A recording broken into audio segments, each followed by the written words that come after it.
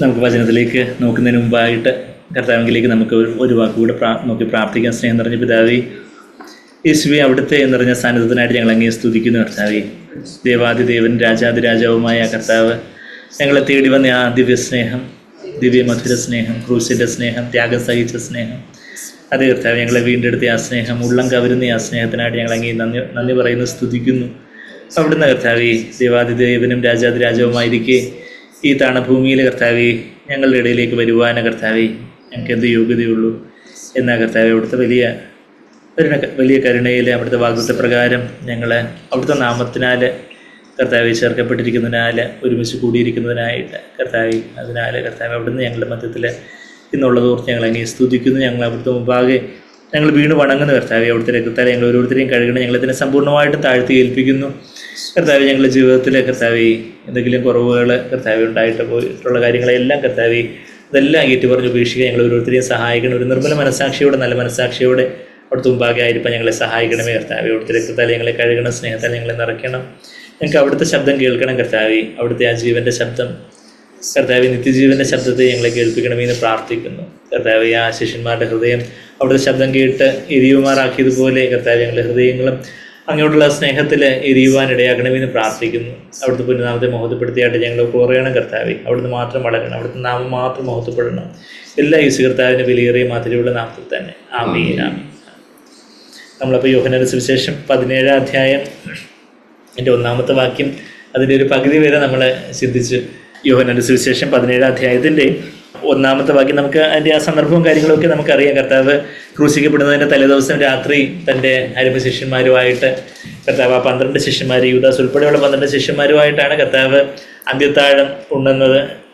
കർത്താവ് അവർക്ക് അവരുടെ കാലൊക്കെ കഴുകി, യൂദാസിൻ്റെ ഉൾപ്പെടെ കാലൊക്കെ കഴുകി കർത്താവ് അവർക്ക് അപ്പം നുറുക്കി കൊടുക്കുന്നു. യൂദാസ് അപ്പക്കണ്ണമൊക്കെ വാങ്ങിച്ച് അവന് ഊറ്റി കൊടുക്കുവാനായിട്ട് ഇരുട്ടിലേക്ക് പോയതായിട്ടൊക്കെ നമ്മൾ യോഹന്നാൻ 13:30 വായിക്കുന്നുണ്ട്. അതിനുശേഷം കർത്താവിൻ്റെ ആ ഒരു ദീർഘ സംഭാഷണം, കർത്താവിൻ്റെ ഒരു അപ്പർ റൂം ഡിസ്കോഴ്സ് എന്നൊക്കെ അറിയപ്പെടുന്ന ആ മാളികമുറിയിലുള്ള കർത്താവിൻ്റെ ഒരു ദീർഘ സംഭാഷണം എന്നുള്ള ആ സംഭാഷണം, അത് തുടർന്ന് 14-ാം അധ്യായത്തിന് അവസാനം വരേക്ക് ഒരുപക്ഷെ മാളികമുറിയിൽ തന്നെ കർത്താവ് സംസാരിച്ചതായിരിക്കണം. പിന്നെ 15-ാം അധ്യായത്തിൻ്റെ തുടക്കം മുതൽ അവർ അവിടുന്ന് ഒരു സ്ഥലത്തേക്ക് എഴുന്നേറ്റ് പോവുക എന്ന് കർത്താവ് പറയുമ്പോൾ ഒരുപക്ഷെ ഒലിവുമലയ്ക്ക് പോകുന്ന വഴിയിലോ അവിടെ ചെന്നെത്തിയിട്ടോ ഒക്കെ കർത്താവ് സംസാരിക്കുന്ന കാര്യങ്ങളായിരിക്കും. ആ ഒലിവുമലയിൽ നിന്ന് 18-ാം അധ്യായത്തിൻ്റെ ആദ്യത്തെ വാക്യങ്ങളെല്ലാം നമ്മൾ വായിക്കുന്നത് കർത്താവ് കെദ്രോൻ തോട്ടിന് അക്കരയ്ക്ക് പോയതായിട്ട് വായിക്കുന്നത്.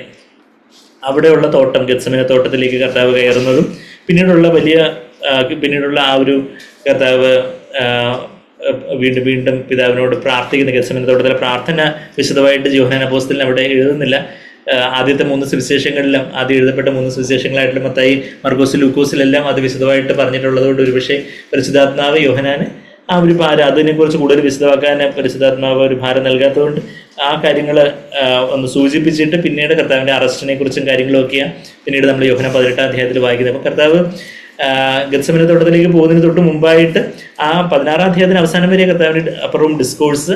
അപ്പോൾ 16-ാം അധ്യായത്തിൻ്റെ അവസാനത്തെ ആ ദീർഘ സംഭാഷണത്തിൻ്റെ ഉടക്കം കർത്താവ് പറഞ്ഞ വാക്യം നമ്മൾ കഴിഞ്ഞ വെള്ളിയാഴ്ചയും കണ്ടു. പിന്നെ വീണ്ടും അത് ജഗദർ ഞായറാഴ്ചയും അത് എടുത്ത് നമ്മൾ കാര്യങ്ങളൊക്കെ സംസാരിച്ചു. അതിൻ്റെ ആ 16:33 നിങ്ങൾക്ക് എന്നിൽ സമാധാനം ഉണ്ടാകേണ്ടതിന് ഇത് ഞാൻ നിങ്ങളോട് സംസാരിച്ചിരിക്കുന്നു. ലോകത്തിൽ നിങ്ങൾക്ക് കഷ്ടമുണ്ട്, എങ്കിലും ധൈര്യപ്പെടുവിൻ. കർത്താവിൻ്റെ ആ ഒരു ധൈര്യപ്പെടുവിൻ എന്നുള്ള വാക്ക് 8 തവണ അത് ഈ സുവിശേഷങ്ങളിലും അപ്പസ്തലപ്രവൃത്തികളിലുമായിട്ട് 8 തവണ ആ വാക്ക് വരുന്നതൊക്കെ നമ്മൾ കണ്ടു. അത് 7 തവണ കർത്താവ് തന്നെ പറയുന്നതായിട്ട്, 1 തവണ കർത്താവിൻ്റെ കൂടെ നടന്നവർ പറയുന്നതായിട്ടും, കർത്താവ് ധൈര്യപ്പെടുവെന്ന് കൂടെ പറയുന്നത് കൊണ്ട് കർത്താവിൻ്റെ വാക്ക് കേട്ട് അവരും ഈ ഭർത്തമയോട് ധൈര്യപ്പെടുവിന്ന് പറയുന്നൊരു കാര്യം മത്തായി, മർക്കോസ് 10:49 നമ്മളത് കഴിഞ്ഞ വെള്ളിയാഴ്ച നമ്മൾ ആ വാക്യങ്ങളൊക്കെ നമ്മൾ കണ്ടായിരുന്നു. ധൈര്യപ്പെടുവിൻ എന്നുള്ള ഒരു വാക്ക്, ടേക്ക് കറേജ്. ആ ഒരു തർസയോ എന്ന് പറയുന്നൊരു ഗ്രീക്ക് പദമാണ്. തർസാസ് എന്ന് പറഞ്ഞാൽ കറേജ്, തർസയോ. അപ്പോൾ നമ്മുടെ ജീവിതത്തിന് പല സാഹചര്യങ്ങളിൽ അധൈര്യപ്പെടുവാനുള്ള ഒരു സാഹചര്യങ്ങളൊക്കെ ചുറ്റുമുണ്ട്. നമ്മുടെ ജീവിതത്തിൽ തന്നെ പല സാഹചര്യങ്ങളൊക്കെ വരുമ്പം അധൈര്യപ്പെടാനോ ആകുലപ്പെടാനോ നമുക്ക് വിഷമമുണ്ടാക്കുന്ന രീതിയിലുള്ള പല സംഭവങ്ങളൊക്കെ നടക്കുന്നു. വേദന ഉണ്ടാകുന്ന രീതിയിലുള്ള ചില സംഭാഷണങ്ങളോ ചിലരുടെ പെരുമാറ്റങ്ങളോ ഒക്കെ ഉണ്ടാകുമ്പോൾ അവിടെ ദൈവം അറിയാതെ അനുവദിക്കാതെ ആരും ഒന്നും സംഭവിക്കുന്നില്ല. എല്ലാം എന്തെങ്കിലും ചില കാര്യങ്ങളിൽ നമുക്കൊരു താമസം വരുന്നു, ഡിലേ വരുന്നു, അല്ലെങ്കിൽ ചില കാര്യങ്ങൾ നമ്മൾ പ്രതീക്ഷിച്ച പോലെ കാര്യങ്ങൾ നടക്കുന്നില്ല. അപ്പം അങ്ങനെയുള്ള സാഹചര്യങ്ങളിലൊക്കെ നമ്മൾ കർത്താവിൻ്റെ ആ വചനത്തിന് അങ്ങ് കീഴ്പ്പെട്ട് കർത്താവിൽ നിന്ന് കേൾപ്പാൻ, കർത്താവെ അങ്ങേക്ക് ഞാൻ അങ്ങ് അറിയാതെ അനുവദിക്കാതെ എൻ്റെ ജീവിതത്തിൽ ഒന്നും സംഭവിച്ചിട്ടില്ലല്ലോ എന്ന് പറഞ്ഞ് നാം നമ്മെ തന്നെ താഴ്ത്തി ഏൽപ്പിക്കുമ്പോൾ പരിശുദ്ധാത്മാവ് നമ്മളിലൊന്ന് നിറഞ്ഞ യേശുവിൻ്റെ വാക്ക് നമ്മളെ ഓർപ്പിക്കും. ധൈര്യപ്പെടുവി മോനെ മോളെ, ടേക്ക് കറേജ്, ധൈര്യമായിട്ടിരിക്കുക, വിഷമിക്കേണ്ട, ധൈര്യമായിരിക്കുന്നുള്ള ആ ഒരു കർത്താവിൻ്റെ ആ താർസീയ എന്നുള്ളൊരു ജീവൻ്റെ മൊഴികൾ നമ്മളെ പരിശുദ്ധാത്മാവ് ഓർപ്പിക്കും. കർത്താവ് പറഞ്ഞതൊക്കെ ഓർപ്പിക്കുമെന്ന് യോഹന്നാൻ 14 ഇതേ 14-26 വാക്യമൊക്കെ നമ്മൾ കഴിഞ്ഞ മാസങ്ങളിലൊക്കെ നമ്മൾ കണ്ടിട്ടുണ്ടല്ലോ. ധൈര്യപ്പെടുവിൻ. അത് കഴിഞ്ഞിട്ട് ഞാൻ ലോകത്തെ ജയിച്ചിരിക്കുന്നു. കർത്താവ് ലോകത്തെ ജയിച്ചു. കർത്താവ് ലോകത്തെ ജയിച്ചു എന്ന് പറയുമ്പോൾ അത് രാഷ്ട്രീയമായിട്ട് റോമൻ ഗവൺമെൻറ്റിനെ, അന്ന് ഇസ്രായേലിനെ ഭരിച്ചിരുന്ന റോമൻ ഗവൺമെൻറ്റിനെ ജയിക്കുന്നൊക്കെ ആയിരുന്നു ശിഷ്യന്മാർ വരെയും കർത്താവിൻ്റെ പുനരുദ്ധാനത്തിന് ശേഷവും ആരോഹണത്തിന് തൊട്ട് മുമ്പ് വരെയും ഇപ്പോഴാണോ നീ രാജ്യത്വം പ്രാപിച്ച് വരുന്നതെന്നൊക്കെ അപ്പോസ്തലപ്രവൃത്തി 1-6 വാക്യത്തിലൊക്കെ lord is it at this time. അപ്പം കർത്താവ് ലോകത്തെ ജയിച്ചിരിക്കുന്നു എന്നൊക്കെ അവിടെ ഓൾറെഡി പറഞ്ഞു. അപ്പോഴും അവർക്ക് മെസ്സിഹ വന്ന് കാര്യങ്ങളെല്ലാം ശരിയാക്കും എന്നുള്ള അവർക്ക് ആ ഒരു ആക്ഷരികമായിട്ടുള്ള ഒരു രാജ്യത്വം കർത്താവ് അങ്ങ് രാജാവായിട്ട് ഇതിനെല്ലാം ഞങ്ങളിപ്പോൾ റോമൻ ഗവൺമെൻറ്റിൻ്റെ അടിയിൽ വല്ലാതെ ദുരിതം അനുഭവിക്കുവാണ്. അപ്പം മെസ്സിഹ വന്ന് ഞങ്ങളെല്ലാം വിടുവിച്ച് ആക്ഷരികമായിട്ടുള്ളൊരു രാജ്യത്ത് ഒരു ഗവൺമെൻറ് അങ്ങ് സ്ഥാപിച്ച് ആയിരിക്കും എന്നുള്ളൊരു കാര്യം അവർ പ്രതീക്ഷിച്ച്. ഈവൻ കർത്താവ് പുനരുദ്ധാനം ചെയ്തതിന് ശേഷവും നമ്മളിപ്പം യോഹന്നാന്റെ സുവിശേഷത്തിൻ്റെ ആ താളുകളൊന്നും മറിച്ച അപ്പോസ്തലപ്രവൃത്തി 1 അധ്യായത്തിൽ കർത്താവ് സ്വർഗത്തിലേക്ക് ആരോഹണം ചെയ്യുന്ന ഒരു കാര്യമാണ് നമ്മളവിടെ അതിൻ്റെ 9 വാക്യം വായിക്കുന്നത്. അതിൻ്റെ തൊട്ട് മുമ്പ് അതിൻ്റെ 6 വാക്യത്തിലും അതിൻ്റെ 5 വാക്യത്തിൽ കർത്താവ് കർത്താവ് പരിശുദ്ധാത്മാവിന്റെ വാഗ്ദത്തത്തിനായിട്ട് കാത്തിരിക്കണം എന്നൊക്കെ പറയുമ്പോൾ ഞങ്ങൾ കാത്തൊക്കെ ഇരിക്കാം, പക്ഷേ എപ്പോഴാണ് ഈ കാര്യം നടക്കുന്നത്, എന്താ കാര്യം, ഞങ്ങളുടെ അജണ്ട എപ്പോഴാണ് ഈ രാജ്യത്തൊക്കെ പ്രാപിച്ച് ഞങ്ങൾക്കും അപ്പം കർത്താവ് രാജാവായിട്ട് ഞങ്ങൾക്ക് കുറച്ച് മിനിസ്റ്ററായിട്ട് ക്യാബിനറ്റ് പദവിയിലിരിക്കാമല്ല, ഞങ്ങൾക്ക് കുറച്ച് ഈ ആഭ്യന്തരമന്ത്രിയായിട്ടോ അല്ലെങ്കിൽ ഫൈനാൻസ് കാര്യങ്ങൾ കൈകാര്യം ചെയ്യാനൊക്കെ ഞങ്ങൾക്ക് ഇവിടെ ആളുകളൊക്കെ ഉണ്ട്. ഇപ്പം അത് 5 വാക്യം അപ്പോസ്തലപ്രവൃത്തി 1:5 യോഹന്നാൻ വെള്ളം കൊണ്ട് സ്നാനം കഴിപ്പിച്ചു, നിങ്ങൾക്കോ ഇനി ഏറെ നാൾ കഴിയും മുമ്പേ പരിശുദ്ധാത്മാവ് കൊണ്ട് സ്നാനം ലഭിക്കുമെന്ന് കൽപ്പിച്ചു. നമ്മൾ സുവിശേഷങ്ങൾ വായിക്കുമ്പോൾ അവിടെ ആ സുവിശേഷങ്ങളിലെ മത്തായി, മർക്കോസ്, ലൂക്കോസിലെല്ലാം ആദ്യം തന്നെ ഈ യോഹന്നാൻ സ്നാപകന്റെ ഈ ഒരു പ്രോമിസ്, യോഹന്നാൻ ഞാനോ വെള്ളം കൊണ്ട് സ്നാനം കഴിപ്പിക്കുന്നു, എൻ്റെ പുറകെ വരുന്നവൻ പരിശുദ്ധാത്മാവിനാൽ അഗ്നിയാല സ്നാനം കഴിപ്പിക്കും. അപ്പൊ ആ കാര്യം കർത്താവ് തന്നെ വീണ്ടും ഇവിടെ അപ്പോസ്തലപ്രവൃത്തി 1:5 എടുത്തു പറയുക. ഏറെ നാൾ കഴിയും മുമ്പ്, എത്ര നാളാണെന്നും കർത്താവ് പറയുന്നില്ല, സസ്പെൻസ് ആക്കി വെച്ചേക്കുക, 10 നാൾ കഴിയുമ്പോഴാന്നുള്ള കാര്യം നമുക്ക് പിന്നീട് അറിയാം. എന്നാൽ അപ്പോൾ 6 വാക്യം ഒരുമിച്ച് കൂടിയിരുന്നപ്പോൾ അവർ അവനോട്, കർത്താവേ, നീ ഇസ്രായേലിന് ഈ കാലത്തിലോ രാജ്യം യഥാസ്ഥാനത്താക്കി കൊടുക്കുന്നത് എന്ന് ചോദിച്ചു. അവൻ അവരോട്, കർത്താവ് പറഞ്ഞു, പിതാവ് തൻ്റെ സ്വന്തം അധികാരത്തിൽ വെച്ചിട്ടുള്ള കാലങ്ങളെയോ സമയങ്ങളോ അറിയുന്നത് നിങ്ങൾക്കുള്ളതല്ല. It is not for you to know the times and epochs which the father has fixed by his own authority. അത് ദൈവത്തിൻ്റെ സമയത്ത് അത് കാര്യങ്ങൾ നടക്കും. കർത്താവിൻ്റെ സഹസ്രാബ്ദ വാഴ്ച അത് കർത്താവിൻ്റെ 2ാമത്തെ വരവിൽ പിന്നീട് ഇനിയും 2000ഓളം വർഷങ്ങൾക്ക് ശേഷമാണ് ഇതിന് നടക്കാൻ പോകുന്നത്, ഇനിയും അത് വരാൻ പോകുന്നേ ഉള്ളൂ എന്നുള്ള കാര്യം നമുക്കറിയാം. അത് കഴിഞ്ഞിട്ട് കർത്താവ് പറയുക, ആ കാര്യമല്ല നിങ്ങൾക്കിപ്പോൾ അറിയണം, എന്നാൽ പരിശുദ്ധാത്മാവ് നിങ്ങളുടെ മേൽ വരുമ്പോൾ നിങ്ങൾക്ക് യഥാർത്ഥത്തിൽ നിങ്ങൾ ആത്മാവിൽ രാജാക്കന്മാരായിട്ട് നിങ്ങൾ വാഴും. അത് ആ പരിശുദ്ധാത്മാവ് നിങ്ങളുടെ മേൽ വരുമ്പോൾ നിങ്ങൾ ശക്തി ലഭിച്ചിട്ട് യെരുസലേമിലും യഹൂദിയയിലും, ഇപ്പം നിങ്ങൾ യെരുസലേമിലായിരിക്കുന്നു, യെരുസലേം ആയിരിക്കുന്ന ആ ഒരു ഡിസ്ട്രിക്റ്റ് ഉണ്ട് യഹൂദിയ, അതായത് കറ്റാന ആലപ്പുഴ ഡിസ്ട്രിക്റ്റ് തന്നെയല്ലേ വേറെ, കറ്റാനത്തും ആലപ്പുഴയിലും, കറ്റാന ആയിരിക്കുന്ന ആലപ്പുഴയിലും, പിന്നെ അതിൻ്റെ തൊട്ടടുത്തിലുള്ള കൊല്ലം ജില്ലയോ അല്ലെങ്കിൽ പിന്നെ പത്തനംതിട്ട, എനിക്ക് എൻ്റെ വൈഫ് പത്തനംതിട്ട ആയിട്ട് പത്തനംതിട്ട ജില്ലയിലും പിന്നെ ഭൂമിയുടെ അറ്റത്തോളം എന്ന് പറയുന്നത് പോലെ യെരുസലേമിലായിരിക്കുന്ന യഹൂദിയ ആ ഡിസ്ട്രിക്റ്റിൽ അത് കഴിഞ്ഞിട്ട് ശമരിയയിലും യഹൂദിയിലും എല്ലായിടത്തും, അതായത് കറ്റാനത്ത്, ആലപ്പുഴ ജില്ലയിലെ എല്ലായിടത്തും, പിന്നെ തൊട്ടടുത്ത ജില്ലയായിട്ടുള്ള സമരിയ പത്തനംതിട്ട ജില്ലയിലും, പിന്നെ ഭൂമിയുടെ അറ്റത്തോളം എൻ്റെ സാക്ഷികളാകും എന്ന് പറഞ്ഞു എന്നുള്ള കാര്യം പറഞ്ഞു. അപ്പോഴാണ് നിങ്ങൾ യഥാർത്ഥത്തിൽ രാജാക്കന്മാരായിട്ട് ആദാമിനോട് നീ വാഴുക, എല്ലാത്തിനും മീതെയും റൂൾ ഓവർ ചെയ്യുക എന്നാണ് ഉൽപ്പത്തി 1:28-29 വാക്യത്തിലൊക്കെ നമ്മൾ വായിക്കുന്നത്, റൂൾ ഓവർ എവരിത്തിങ്. പക്ഷെ ആ ഒരു പരിശുദ്ധാത്മ നിങ്ങളുടെ മേൽ വരുമ്പോൾ നിങ്ങൾ രാജ്യത്തും എപ്പോഴാണ് ഈ രാജ്യമൊക്കെ വരുന്നേ, രാജ്യം യഥാസ്ഥാനം ഈ കാലത്തിലോ രാജ്യം കിങ്ഡം എപ്പോഴാണ് വരുന്നേ എന്നുള്ള കാര്യം ചോദിക്കുമ്പോൾ ആ ഒരു കിങ്ഡത്തിനെ കുറിച്ചല്ല ഞാനിപ്പോൾ പറയുന്നത്. പരിശുദ്ധാത്മ വരുമ്പോൾ യഥാർത്ഥത്തിൽ ദൈവരാജ്യം നിങ്ങളിലേക്ക് ശക്തിയായിട്ട് വരും. അപ്പം നിങ്ങളുടെ ആത്മാവിൽ രാജാക്കന്മാരായിട്ട് ക്രിസ്തുവിൽ നിങ്ങൾ വാഴും. നമുക്ക് ആ വാക്യമൊക്കെ അറിയാമല്ലോ, റോമർ 5:17 ക്രിസ്തുവിൽ വാഴുന്ന കാര്യം പറയുന്നുണ്ട്. ജീവന്റെ സമൃദ്ധി കൊണ്ട് ക്രിസ്തുവിൽ വാഴും. അപ്പോഴാണ് യഥാർത്ഥത്തിൽ നിങ്ങൾ ക്രിസ്തുവിൽ വാഴുന്നേ. അപ്പോൾ യേശു ലോകത്തെ ജയിച്ചിരിക്കുന്നു എന്നുള്ള വാക്യത്തിൽ നിന്ന് നമ്മൾ അങ്ങോട്ട് പോയേ. റോമർ 5:17 എന്ന് വായിക്കാം. അവിടെ കൃപാദാനം, ജീവന്റെ സമൃദ്ധി. റോമർ 5:17 വാക്യം, ഏകന്റെ ലംഘനത്താൽ, അതായത് ആദാമിന്റെ ലംഘനത്താൽ മരണം ആ ഏകൻ നിമിത്തം വാണു എങ്കിൽ, മരണം എല്ലായിടത്തും അങ്ങ് വാണു എങ്കിൽ കൃപയുടെയും നീതിദാനത്തിന്റെയും സമൃദ്ധി ലഭിക്കുന്നവർ, കൃപയുടെ സമൃദ്ധി, പരിശുദ്ധാത്മാവിന്റെ ശക്തിയാണ് കൃപ, കൃപയുടെ സമൃദ്ധി ലഭിക്കുന്നവർ നീതിദാനം, നീതി കർത്താവ് നമുക്ക് ഇമ്പ്യൂട്ട് ചെയ്തിരിക്കുന്നു, നീതി അങ്കി അണിയിച്ചിരിക്കുന്നു, നമ്മളെ നീതീകരിച്ചിരിക്കുന്നു. എന്നാൽ നീതിദാനത്തിന്റെ സമൃദ്ധിയായിട്ട് അത് ഇമ്പാർട്ടഡ് ആയിട്ട് നീതി, അത് വിശുദ്ധീകരണത്തിൽ പരിശുദ്ധാത്മാവ് യേശുവിന്റെ നീതി നമ്മളിലേക്ക് സമർത്ഥമായിട്ട് ദാനം ചെയ്തുകൊണ്ടേയിരിക്കുമ്പോൾ കൃപയുടെയും നീതിദാനത്തിന്റെയും സമൃദ്ധി ലഭിക്കുന്നവര്, അതായത് പരിശുദ്ധാത്മാവിന്റെ സമൃദ്ധി ലഭിക്കുന്നവര് യേശുക്രിസ്തു എന്ന ഏകൻ നിമിത്തം ഏറ്റവും അധികമായി ജീവനിൽ വാഴും. അങ്ങനെ ആ വാഴുന്ന കാര്യമാണ് കർത്താവ് ഇപ്പോഴാണോ രാജ്യം സ്ഥാപിക്കാൻ വരുന്നതെന്ന് ചോദിക്കുമ്പോൾ, എന്നാൽ പരിശുദ്ധാത്മാവ് വരുമ്പോൾ നിങ്ങൾ വാഴും. നിങ്ങളെ യഥാർത്ഥത്തിൽ അവരെ ചാട്ടവാറിട്ട് അടിക്കുകയും അവരെ ജയിലിൽ കൊണ്ടിടുകയും ഒക്കെയാണ് പിന്നീട് കാണുന്നത്. പക്ഷെ അവിടെയൊക്കെ ആ സാഹചര്യങ്ങളുടെ മീതെയൊക്കെ അവരങ്ങ് വാഴുന്നതായിട്ടാണ് നമ്മളവിടെ കാണുന്നത്. അവര് ആ സാഹചര്യത്തിന് അടിമപ്പെട്ട് പോകാതെ, അവര് നിരാശരായി പോകാതെ, ആ സാഹചര്യങ്ങൾക്കൊക്കെ മീതെ അവർ ക്രിസ്തുയേശുവിൽ ജീവന്റെ സമൃദ്ധിയിൽ വാഴുന്നവരായിട്ട് കാണപ്പെട്ടു. അപ്പോൾ അവര് കർത്താവിന് വേണ്ടി പീഡനം ഏൽക്കാൻ അവര് കരുതപ്പെട്ടതിനാൽ അവര് വലിയ ഭാഗ്യവാന്മാരെന്ന് കരുതുന്നതായിട്ടൊക്കെ അതിൽ അത്യന്തം സന്തോഷിച്ചതായിട്ടൊക്കെ നമ്മൾ അതേ അപ്പോസ്തലപ്രവൃത്തികൾ 5:41 വാക്യത്തിൽ, അപ്പോസ്തലപ്രവൃത്തി 5:41 തിരുനാമത്തിന് വേണ്ടി അപമാനം സഹിക്കുവാൻ യോഗ്യരായോ. ഇതെന്തോ വലിയ ക്വാളിഫിക്കേഷനാ. അതായത് എന്താ പറയുക, വലിയ റാങ്ക് ലിസ്റ്റിലെ ഫസ്റ്റ് റാങ്ക് കിട്ടിയോ, എനിക്ക് ഫസ്റ്റ് റാങ്ക് കിട്ടി, എനിക്ക് വലിയ ക്വാളിഫിക്കേഷൻ, ഞാൻ യോഗ്യനായി, എനിക്ക് എലിജിബിലിറ്റി ടെസ്റ്റ് പാസ്സായി. എന്തുവാ എലിജിബിലിറ്റി ടെസ്റ്റ് പാസ്സായി? തിരുനാമത്തിന് വേണ്ടി അപമാനം സഹിക്കാനുള്ള യോഗ്യതയാണ്.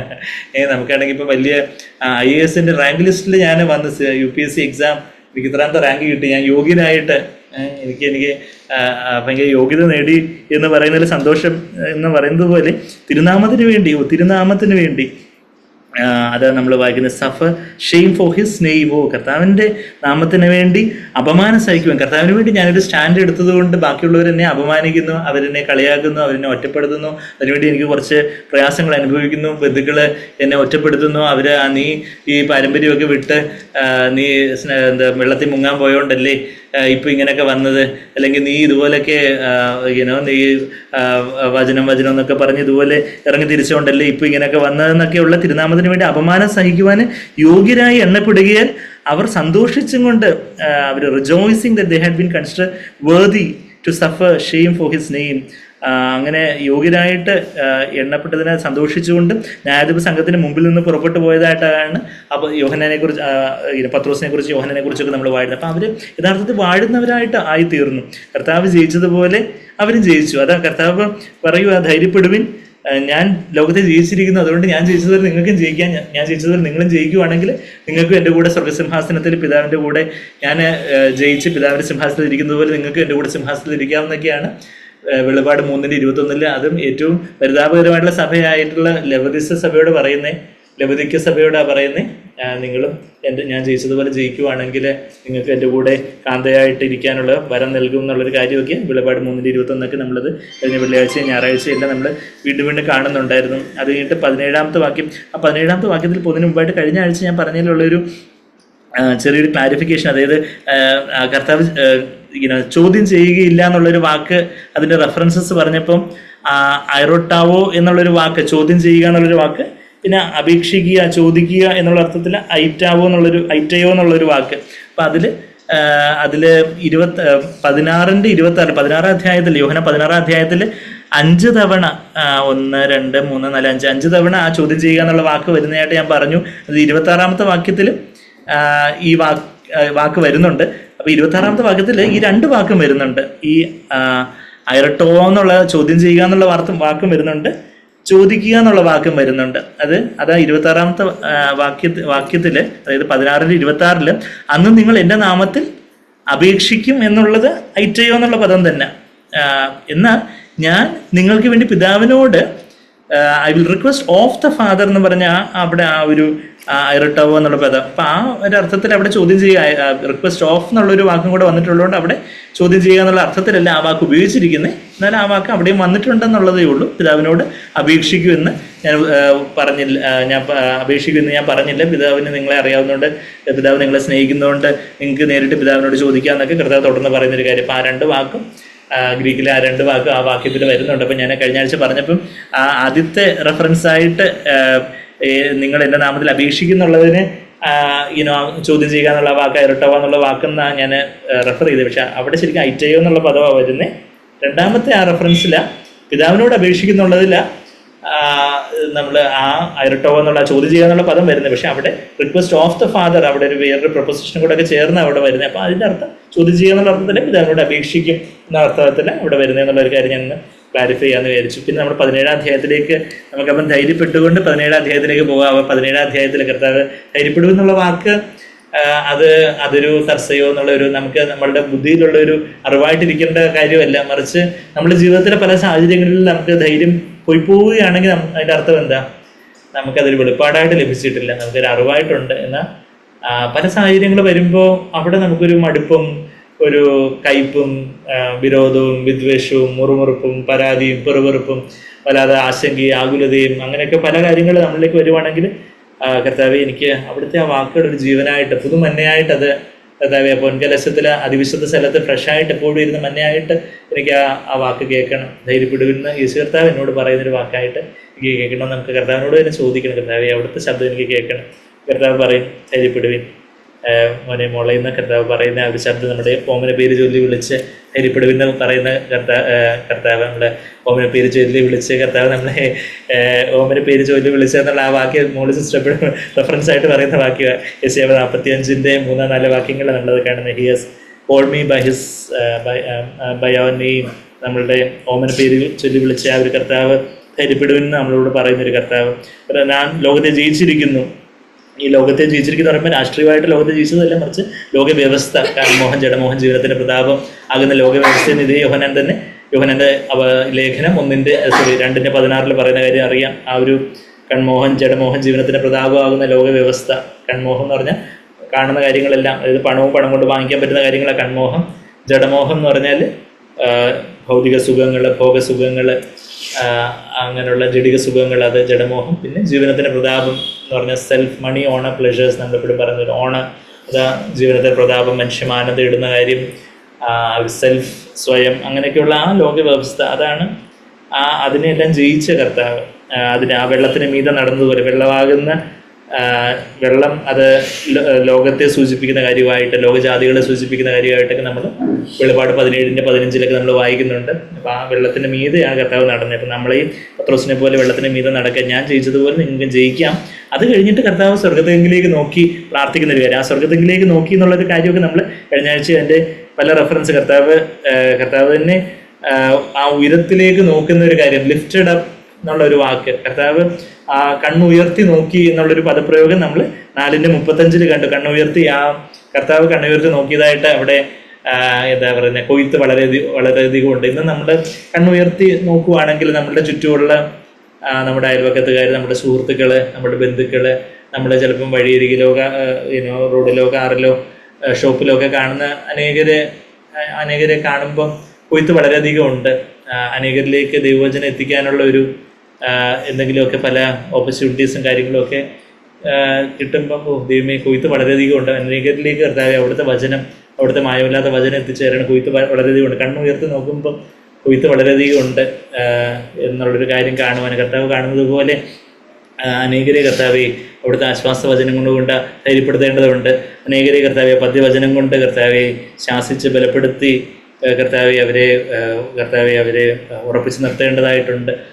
കണ്ണുയർത്തി നോക്കുന്ന കർത്താവ് 4:35 കർത്താവ് പറയുന്നുണ്ട്, കണ്ണുയർത്തി നോക്കുവിന്. കർത്താവിൻ്റെ കൽപ്പന നമ്മളിപ്പോൾ കണ്ണുയർത്തി നോക്കുന്നില്ലെങ്കിൽ കർത്താവിൻ്റെ കൽപ്പന അനുസരിക്കുന്നില്ല. കർത്താവ് പറഞ്ഞത് ഒക്കെ അനുസരിച്ച് മറ്റുള്ളവരെയും പഠിപ്പിച്ച് ശിഷ്യരാക്കിക്കൊള്ളുവിൻ. കർത്താവ് മത്തായി 28:19-20 വാക്യങ്ങൾ നമ്മൾ വായിക്കുന്നത്. കർത്താവിൻ്റെ ഒരു കൽപ്പന നമ്മൾ കണ്ടായിരുന്നു, കഴിഞ്ഞ ആഴ്ച നമ്മൾ പറഞ്ഞു. എങ്കിലും അതൊരു അറിവ് മാത്രമാണ്. നമ്മൾ കണ്ണുയർത്തി നോക്കുന്നുണ്ടോ?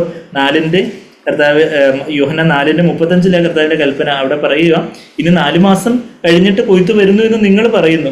ശരിക്കും കർത്താവ് അന്നത്തെ ആ മാസങ്ങളുടെ കണക്കിൽ കുറച്ചുകൂടെ 4 മാസം കഴിഞ്ഞാൽ അക്ഷരികമായിട്ടുള്ള കൊയ്ത്ത് വരുത്തുള്ളൂ.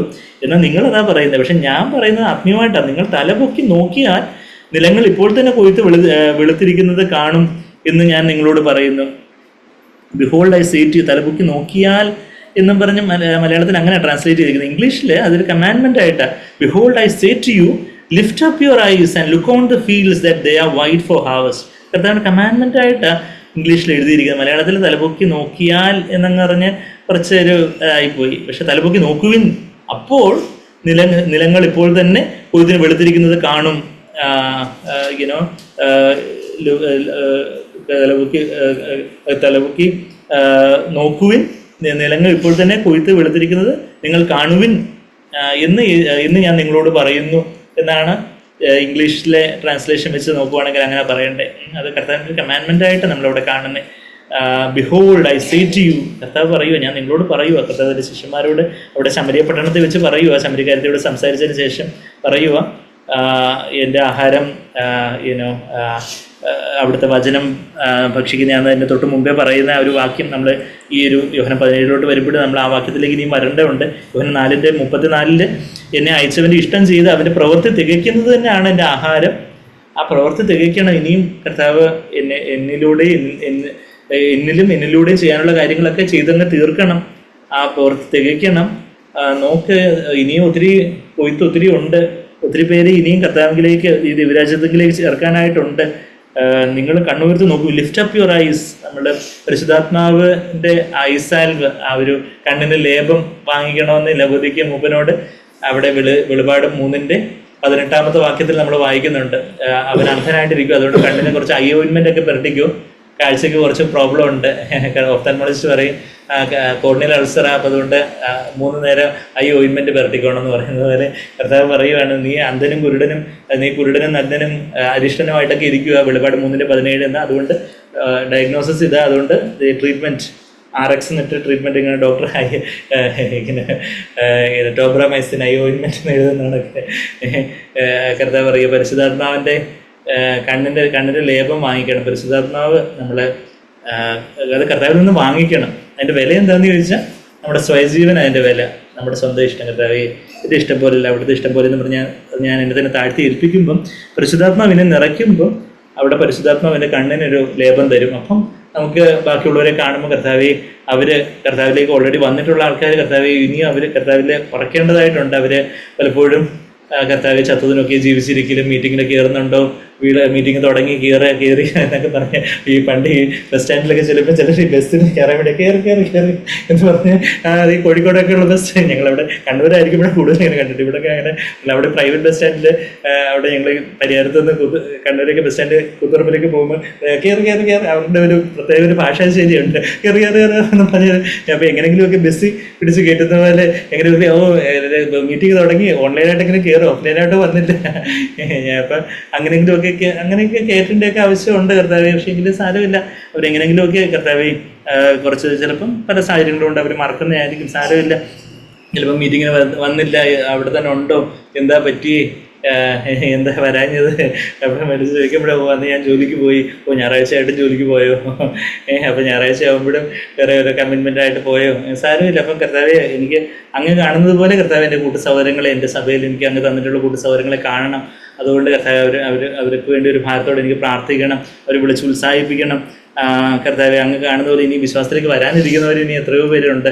അവരെ കർത്താവെ അങ്ങ് കാണുന്ന പോലെ ഈ ദേശത്ത് അനേകർ അങ്ങയുടെ ശബ്ദം കേൾക്കാനായിട്ട് ഞാൻ ഒരു ദിവസം മരിച്ചോ അല്ലെങ്കിൽ കർത്താവിന് വരവിനാളോ അങ്ങ് കർത്താവിന് മുമ്പായി നിൽക്കുമ്പോൾ നിന്നിലൂടെ അല്ലെങ്കിൽ നിന്റെ ആ സഭയിലൂടെ വേറെയും പലരെയും എനിക്ക് ടച്ച് ചെയ്യണമെന്ന് ആഗ്രഹം ഉണ്ടായിരുന്നു. പക്ഷെ നീ ഇങ്ങനെ സ്വന്തം സ്വാർത്ഥ താല്പര്യമായിട്ട് അങ്ങനെയൊക്കെ ഇരുന്നുകൊണ്ട് നിന്റെ സ്വയം ജഡമൊക്കെ ഇങ്ങനെ മരിക്കാതെ നീ ഇങ്ങനെ ഗോതമ്പ് വണ്ടി നിലത്ത് വീണ് ചാകാതിരുന്നുകൊണ്ട് അധികമൊന്നും ഫലമൊന്നുമില്ലാതെ കുറച്ച് ഫലമായി. പക്ഷെ എന്നാൽ കുറച്ചുകൂടെ അധികം ഫലം കായ്ക്കുന്നതിന് വേണ്ടി നീ യഥാർത്ഥത്തിൽ ആ മേഖലയിൽ ഈ മേഖലയിലൊക്കെ നീ മരിക്കാതിരുന്നത് കൊണ്ട് അധികം ഫലം കായ്പിക്കാൻ എനിക്ക് പറ്റിയില്ല എന്ന് കർത്താവ് അന്ന് പറയുവാണെങ്കിൽ എത്ര വലിയൊരു നിരാശയായിരിക്കും, എത്ര വലിയൊരു റിഗ്രറ്റ് ആയിരിക്കും. പക്ഷേ കർത്താവ് ഇന്ന് തന്നെ എനിക്ക് അങ്ങ് കാണുന്ന പോലെ കണ്ണുയർത്തി കാണണം, lift up your eyes and look on the fields, ആ കൊയ്ത്ത് വളരെ ഉണ്ട് എന്നുള്ളൊരു കാര്യം എനിക്ക് കാണണം എന്ന് അത് യേശുവിൻ്റെ ഒരു കൽപ്പനയാണ്. യോഹന്നാൻ 4:35.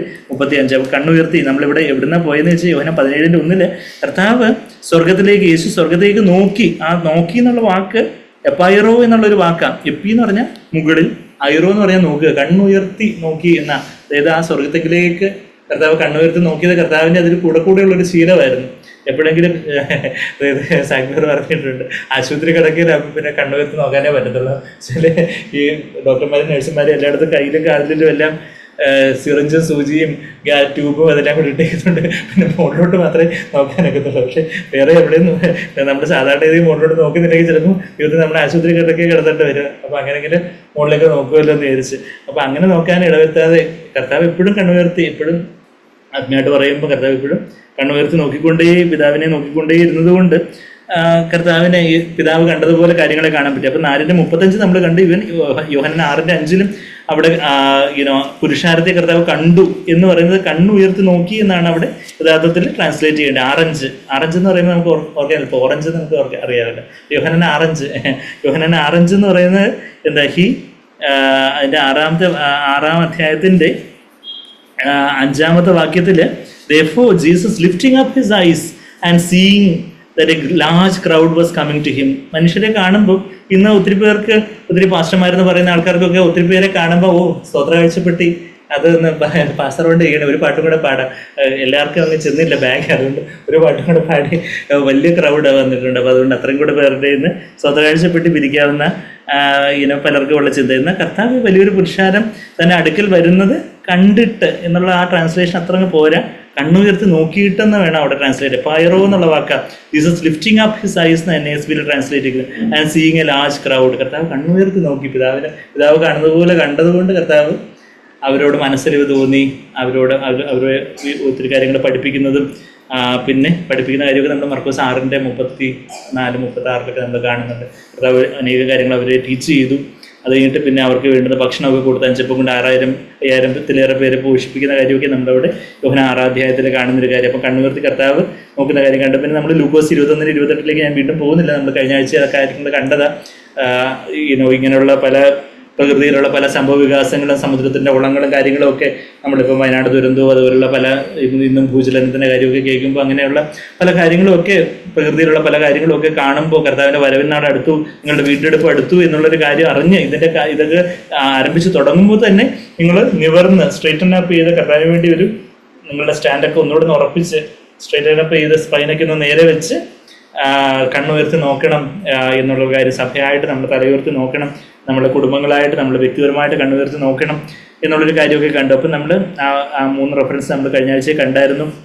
അപ്പോൾ നമ്മൾ യോഹന്നാൻ 17:1 വരുമ്പോൾ ഇത് സംസാരിച്ചിട്ട് കർത്താവ് ധൈര്യപ്പെടുവിൻ ഞാൻ ലോകത്തെ ജയിച്ചിരിക്കുന്നു എന്നൊക്കെ പറഞ്ഞിട്ട് ഇത് സംസാരിച്ചിട്ട് യേശു സ്വർഗത്തേക്ക് നോക്കി പറഞ്ഞത് എന്തെന്നാൽ, പിതാവേ, യേശു കർത്താവ് എങ്ങനെ പ്രാർത്ഥിക്കണമെന്നാണ് പഠിപ്പിച്ചേ, പിതാവേ എന്ന് വിളിച്ച് പ്രാർത്ഥിക്കണമെന്നാണ് പഠിപ്പിച്ച്. മത്തായി 6-ാം അധ്യായത്തിൽ നമുക്കറിയാം ശിഷ്യന്മാരെ പഠിപ്പിക്കാമെന്ന് പറയുമ്പോൾ ലൂക്കോസ് 11-ാം അധ്യായത്തില ശിഷ്യന്മാര്, നമുക്ക് ലൂക്കോസ് 11-ാം അധ്യായത്തിലെ വാക്യം നമ്മൾ കഴിഞ്ഞ ആഴ്ച നമ്മൾ കണ്ടായിരുന്നു. ലൂക്കോസ് 11-ാം അധ്യായത്തിലേക്ക് പോവുകയാണെങ്കിൽ മത്തായി 6-ലും അതേ കാര്യങ്ങൾ കർത്താവ് ഗിരിപ്രഭാഷണത്തിൽ പറയുന്നുണ്ട്. എന്നാൽ ലൂക്കോസ് 11-ാം അധ്യായത്തിൽ ശിഷ്യന്മാരെ എങ്ങനെ പ്രാർത്ഥിക്കണം, കർത്താവ് പ്രാർത്ഥിക്കുന്നത് കണ്ടിട്ട് ഞങ്ങളെയും പ്രാർത്ഥിക്കാൻ പഠിപ്പിക്കണേ. കർത്താവ് ആ പ്രാർത്ഥിക്കുന്ന ആ ഒരു അവര് ഒത്തിരി യഹൂദ റബ്ബിമാരും ശാസ്ത്രിമാരും ഒക്കെ പ്രാർത്ഥിക്കുന്നതൊക്കെ ആ യഹൂദന്മാരായിട്ടുള്ള 12 ശിഷ്യന്മാരും കണ്ടിട്ടുണ്ടായിരിക്കും. പക്ഷെ കർത്താവ് പ്രാർത്ഥിക്കുന്ന ആ പ്രാർത്ഥനയുടെ മാധുര്യവും ആ അധികാരവും ആ ഒരു ധൈര്യവും ആ ഒരു സ്നേഹവും ആ ഒരു പ്രാഗൽഭ്യവും ഒക്കെ കണ്ടിട്ട് ലൂക്കോസ് 11-ന്റെ 1-ാമത്തെ വാക്യം, യേശു ഒരു സ്ഥലത്ത് പ്രാർത്ഥിച്ചു കൊണ്ടിരുന്നു. തീർന്ന ശേഷം ശിഷ്യന്മാരിൽ ഒരുത്തൻ അവനോട്, കർത്താവേ, യോഹന്നാൻ തന്റെ ശിഷ്യന്മാരെ പഠിപ്പിച്ചതുപോലെ യോഹന്നാൻ ആ ടീച്ചർ ആ ക്ലാസ്സിൽ ആ പോർഷനൊക്കെ എടുത്ത് ഞങ്ങളെയും കൂടെ ഈ പോർഷൻ ഒന്ന് പഠിപ്പിച്ചു തരണമെന്ന് ഇപ്പോഴത്തെ സ്റ്റുഡൻസ് പറയുന്നത് പോലെ കർത്താവ് യോഹന്നാൻ സ്നാപകന്റെ ക്ലാസ്സിൽ അവരുടെ സ്റ്റുഡൻസിനൊക്കെ ഈ പ്രാർത്ഥിക്കാനുള്ള ക്ലാസ്സിന് പ്രാർത്ഥന എന്നുള്ള ക്ലാസ്സൊക്കെ എടുത്തു കൊടുത്തിട്ടുണ്ട്. ഞങ്ങൾക്കും കൂടെ ഈ ക്ലാസ്സിന് എടുത്തു തരണം. യോഹന്നാൻ തന്റെ ശിഷ്യന്മാരെ പഠിപ്പിച്ചതുപോലെ തങ്ങളെയും പ്രാർത്ഥിക്കുവാൻ പഠിപ്പിക്കണമേ എന്ന് പറഞ്ഞു. അവൻ അവരോട് പറഞ്ഞത്, നിങ്ങൾ പ്രാർത്ഥിക്കുമ്പോൾ ചൊല്ലേണ്ടത്, സ്വർഗസ്ഥനായ ഞങ്ങളുടെ പിതാവേ. അന്ന് വരെയും യഹൂദന്മാരെല്ലാം ദൈവമേ എന്ന് വിളിച്ച് സർവശക്തനായ ദൈവമേ ഇന്നും നമ്മുടെ സാഗ്ലറിന്ന് പലപ്പോഴും ഒത്തിരി എംഫസൈസ് ചെയ്ത് പറയുന്ന ഒരു കാര്യം നമ്മൾ കേട്ടിട്ടുണ്ട്. ഞാൻ എന്താ പറയാൻ പോകുന്നതെന്ന് പ്രധാനം കേട്ടിട്ടുള്ളത് നമുക്ക് എല്ലാവർക്കും അറിയാം. ശരി, നമ്മൾ പലപ്പോഴും പ്രാർത്ഥിക്കുമ്പോൾ അറിയാതെ നമ്മൾ ദൈവമേ കർത്താവേ എന്ന് വിളിക്കുന്നതിന് തെറ്റില്ല, അതൊന്നും തെറ്റാണെന്നുള്ള കാര്യമല്ല. എന്നാൽ കർത്താവ് പറഞ്ഞൊരു കാര്യമാണ്, നമ്മൾ പിതാവേ എന്ന് വിളിച്ച് പ്രാർത്ഥിക്കാൻ തുടങ്ങണം.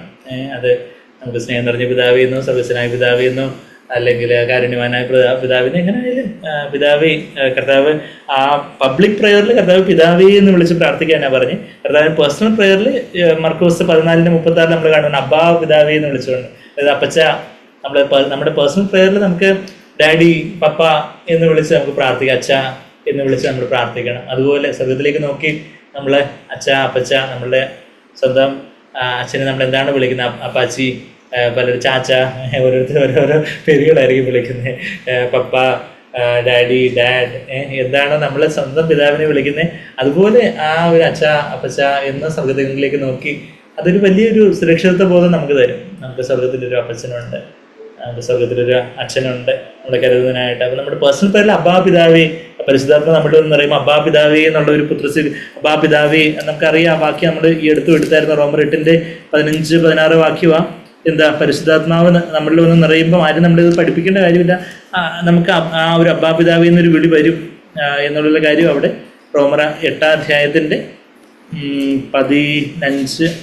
15-ാമത്തെ വാക്യം തന്നെ. അതാ റോമർ 8:15 നിങ്ങൾ പിന്നെയും ഭയപ്പെടേണ്ടെന്ന് ദാസ്യത്തിന് ആത്മാവിനെയല്ല അബ്ബാ പിതാവേ എന്ന് വിളിക്കുന്ന പുത്രത്വത്തിന്റെ ആത്മാവിനെ അത്രേ പ്രാപിച്ചത്. അബ്ബാ പിതാവേ, പരിശുദ്ധാത്മ നമ്മൾ നിറയുമ്പം നമുക്ക് നമ്മുടെ പേഴ്സണൽ പ്രയറിൽ, നമ്മുടെ വ്യക്തിപരമായിട്ടുള്ള പ്രാർത്ഥനയിൽ അച്ഛ, അപ്പച്ച എന്ന് വിളിച്ച് നമുക്ക് ദൈവത്തോട് പ്രാർത്ഥിക്കാം. പബ്ലിക്കായിട്ട് പ്രാർത്ഥിക്കുമ്പോൾ അങ്ങനെ പ്രാർത്ഥിച്ചുകൂടുന്നല്ല, എന്നാൽ കർത്താവ് പിതാവേ കുറച്ചുകൂടി ഒരു ഫോമൽ വേർഡാണ്. പിതാവേ എന്നുള്ളൊരു ഫോമൽ വേർഡാണ് കർത്താവ് പ്രാർത്ഥിക്കുന്നതായിട്ട് നമ്മൾ കാണുന്നത്. പിതാവേ, കർത്താവ് ശിഷ്യന്മാരോട് ഒരുമിച്ച് പ്രാർത്ഥിക്കുമ്പോൾ പിതാവേ, പിതാവേ നാഴിക വന്നിരിക്കുന്നു. കഴിഞ്ഞ കോൺഫറൻസ് അല്ല, നമ്മുടെ കുമ്പനാട്, എനിക്ക് അതെ കഴിഞ്ഞ കോൺഫറൻസ് ആണ്, കഴിഞ്ഞ ഏതൊരു കോൺഫറൻസ്, കഴിഞ്ഞ അങ്ങേ കോൺഫറൻസിലാണ് തോന്നുന്നു, ജോർജ് ബേർ കോൺഫറൻസിൻ്റെ അവസാനത്തെ സെഷനിൽ ബ്രദർ ഈ വാക്യം പറഞ്ഞുകൊണ്ട് അവസാനത്തെ സെഷൻ തുടങ്ങുന്നത്, ഫാദർ താവ ഹാസ് കം, പിതാവേ നാഴിക വന്നിരിക്കുന്നു, കോൺഫറൻസ് തീരാൻ നാഴിക വന്നിരിക്കുന്നു എന്നുള്ളൊരു സമയം അന്ന് അങ്ങനെ ഒരു കോട്ട് ചെയ്തുകൊണ്ട് ബ്രദർ ആ വാക്യം പറയുന്നത് ഇപ്പോഴും ഓർക്കുന്നുണ്ട്. പിതാവേ നാഴിക വന്നിരിക്കുന്നു. കർത്താവ് തൻ്റെ ജീവിതത്തിൽ ശുശ്രൂഷ ആരംഭിക്കുമ്പോൾ തന്നെ, കർത്താവിൻ്റെ പരസ്യ ശുശ്രൂഷ ആരംഭിക്കുന്ന എവിടെ? കാനായിലെ കല്യാണത്തിലാണ്. ഇതേ യോഹന്നാന്റെ സുവിശേഷം 2-ാം അധ്യായത്തിൽ തൻ്റെ നാഴിക വന്നിട്ടില്ല എന്ന് കർത്താവ് പറയുന്നൊരു കാര്യം നമ്മൾ ഇടയ്ക്കിടയ്ക്ക് നോക്കുമ്പോൾ കർത്താവിൻ്റെ നാഴിക വന്നിട്ടില്ല. ഇപ്പം അവസാനം ഇവിടെ നാഴിക വന്നിരിക്കുന്നു. യോഹന്നാൻ 2-ാം അധ്യായത്തിൻ്റെ 4-ാമത്തെ വാക്യത്തിലേക്ക് പോകുമ്പോൾ അവിടെ അവ എന്നുള്ള ഒരു ഹൊറ എന്നുള്ള ഒരു പദമാണ് ഇതിൽ ഉപയോഗിച്ചിരിക്കുന്നത്. My hour has not come എന്ന് അവിടെ എവിടെ പറഞ്ഞിരിക്കുന്നത്? യോഹന്നാൻ 2:4 നോക്കുവാണെങ്കിൽ അത് ആരോടാ പറയുന്നത് വെച്ചാൽ സ്വന്തം അമ്മയായിട്ടുള്ള മറിയത്തോടാണ് പറയുന്നത്, സ്ത്രീയെന്ന് വിളിച്ചുകൊണ്ടാണ് പറയുന്നത്. കർത്താവ് അവിടെ ഒരു കാർക്കശ്യത്തോടെ ഒരു നിലപാട് എടുക്കേണ്ടതായിട്ടുണ്ടായിരുന്നു. അപ്പോൾ യേശു ഓഫ്കോഴ്സ് സ്രഷ്ടാവായതുകൊണ്ട് കർത്താവിന് അമ്മയെ സ്ത്രീയെന്ന് വിളിക്കുന്നതിൽ തെറ്റില്ല. നമ്മളാരും ചെന്ന് അമ്മയെ സ്ത്രീ അതായിരിക്കാൻ പോകരുത്. കർത്താവ് അതുവരെ മമ്മി എന്ന് വിളിച്ചുകൊണ്ടിരുന്ന കർത്താവ് പെട്ടെന്ന് സ്ത്രീയെ എന്ന് വിളിക്കുന്നു. യേശു അവളോട്, സ്ത്രീയെ എനിക്കും നിനക്കും തമ്മിൽ എന്ത്? എൻ്റെ നാഴിക ഇതുവരെ വന്നിട്ടില്ല. കർത്താവിൻ്റെ ശുശ്രൂഷയുടെ തുടക്കമാണ്. ഇവിടെ ശുശ്രൂഷയുടെ ഒടുക്കത്തില്ല നാഴിക വന്നിരിക്കുന്നു എന്ന് കർത്താവ് പറയുന്നത്. അവിടെ ശരിക്കും പറഞ്ഞാൽ കർത്താവ് പിതാവിൻ്റെ ശബ്ദം കേട്ട് അത്ഭുതം ചെയ്യാനുള്ള നാഴിക, ഈ ഒരു അത്ഭുത പ്രവൃത്തി ചെയ്യാനുള്ള, അടയാളം കാണിക്കാനുള്ള നാഴിക വന്നിട്ടില്ല എന്നുള്ളത് അവിടെ കോണ്ടെക്സ്റ്റ് കർത്താവ് പറയുന്നത്. യോഹന്നാൻ 2:4 വാക്യം. പിന്നെ 7-ാം അധ്യായത്തിലേക്ക് വരുവാണെങ്കിൽ അവിടെ കൂടാരപ്പെരുന്നാളിൽ പോകാൻ അന്നേരം ബാക്കിയുള്ള കർത്താവിൻ്റെ കൂടെ പിറന്ന സഹോദരന്മാർ, ഉടൻപിറപ്പുകളായിട്ടുള്ള സഹോദരന്മാരെല്ലാം കർത്താവിനെ ചൊറിഞ്ഞുകൊണ്ട് പോകും. നീ വലിയ പ്രശസ്തനാവാൻ ആഗ്രഹിക്കുന്ന ആളല്ലേ, അതുകൊണ്ട് ഒത്തിരി പേര് ഉള്ളിടത്ത് പോയി ഇരിക്കുവാണെങ്കിൽ നിനക്ക് കുറച്ചുകൂടെ പബ്ലിസിറ്റി ഒക്കെ കിട്ടുമല്ലോ.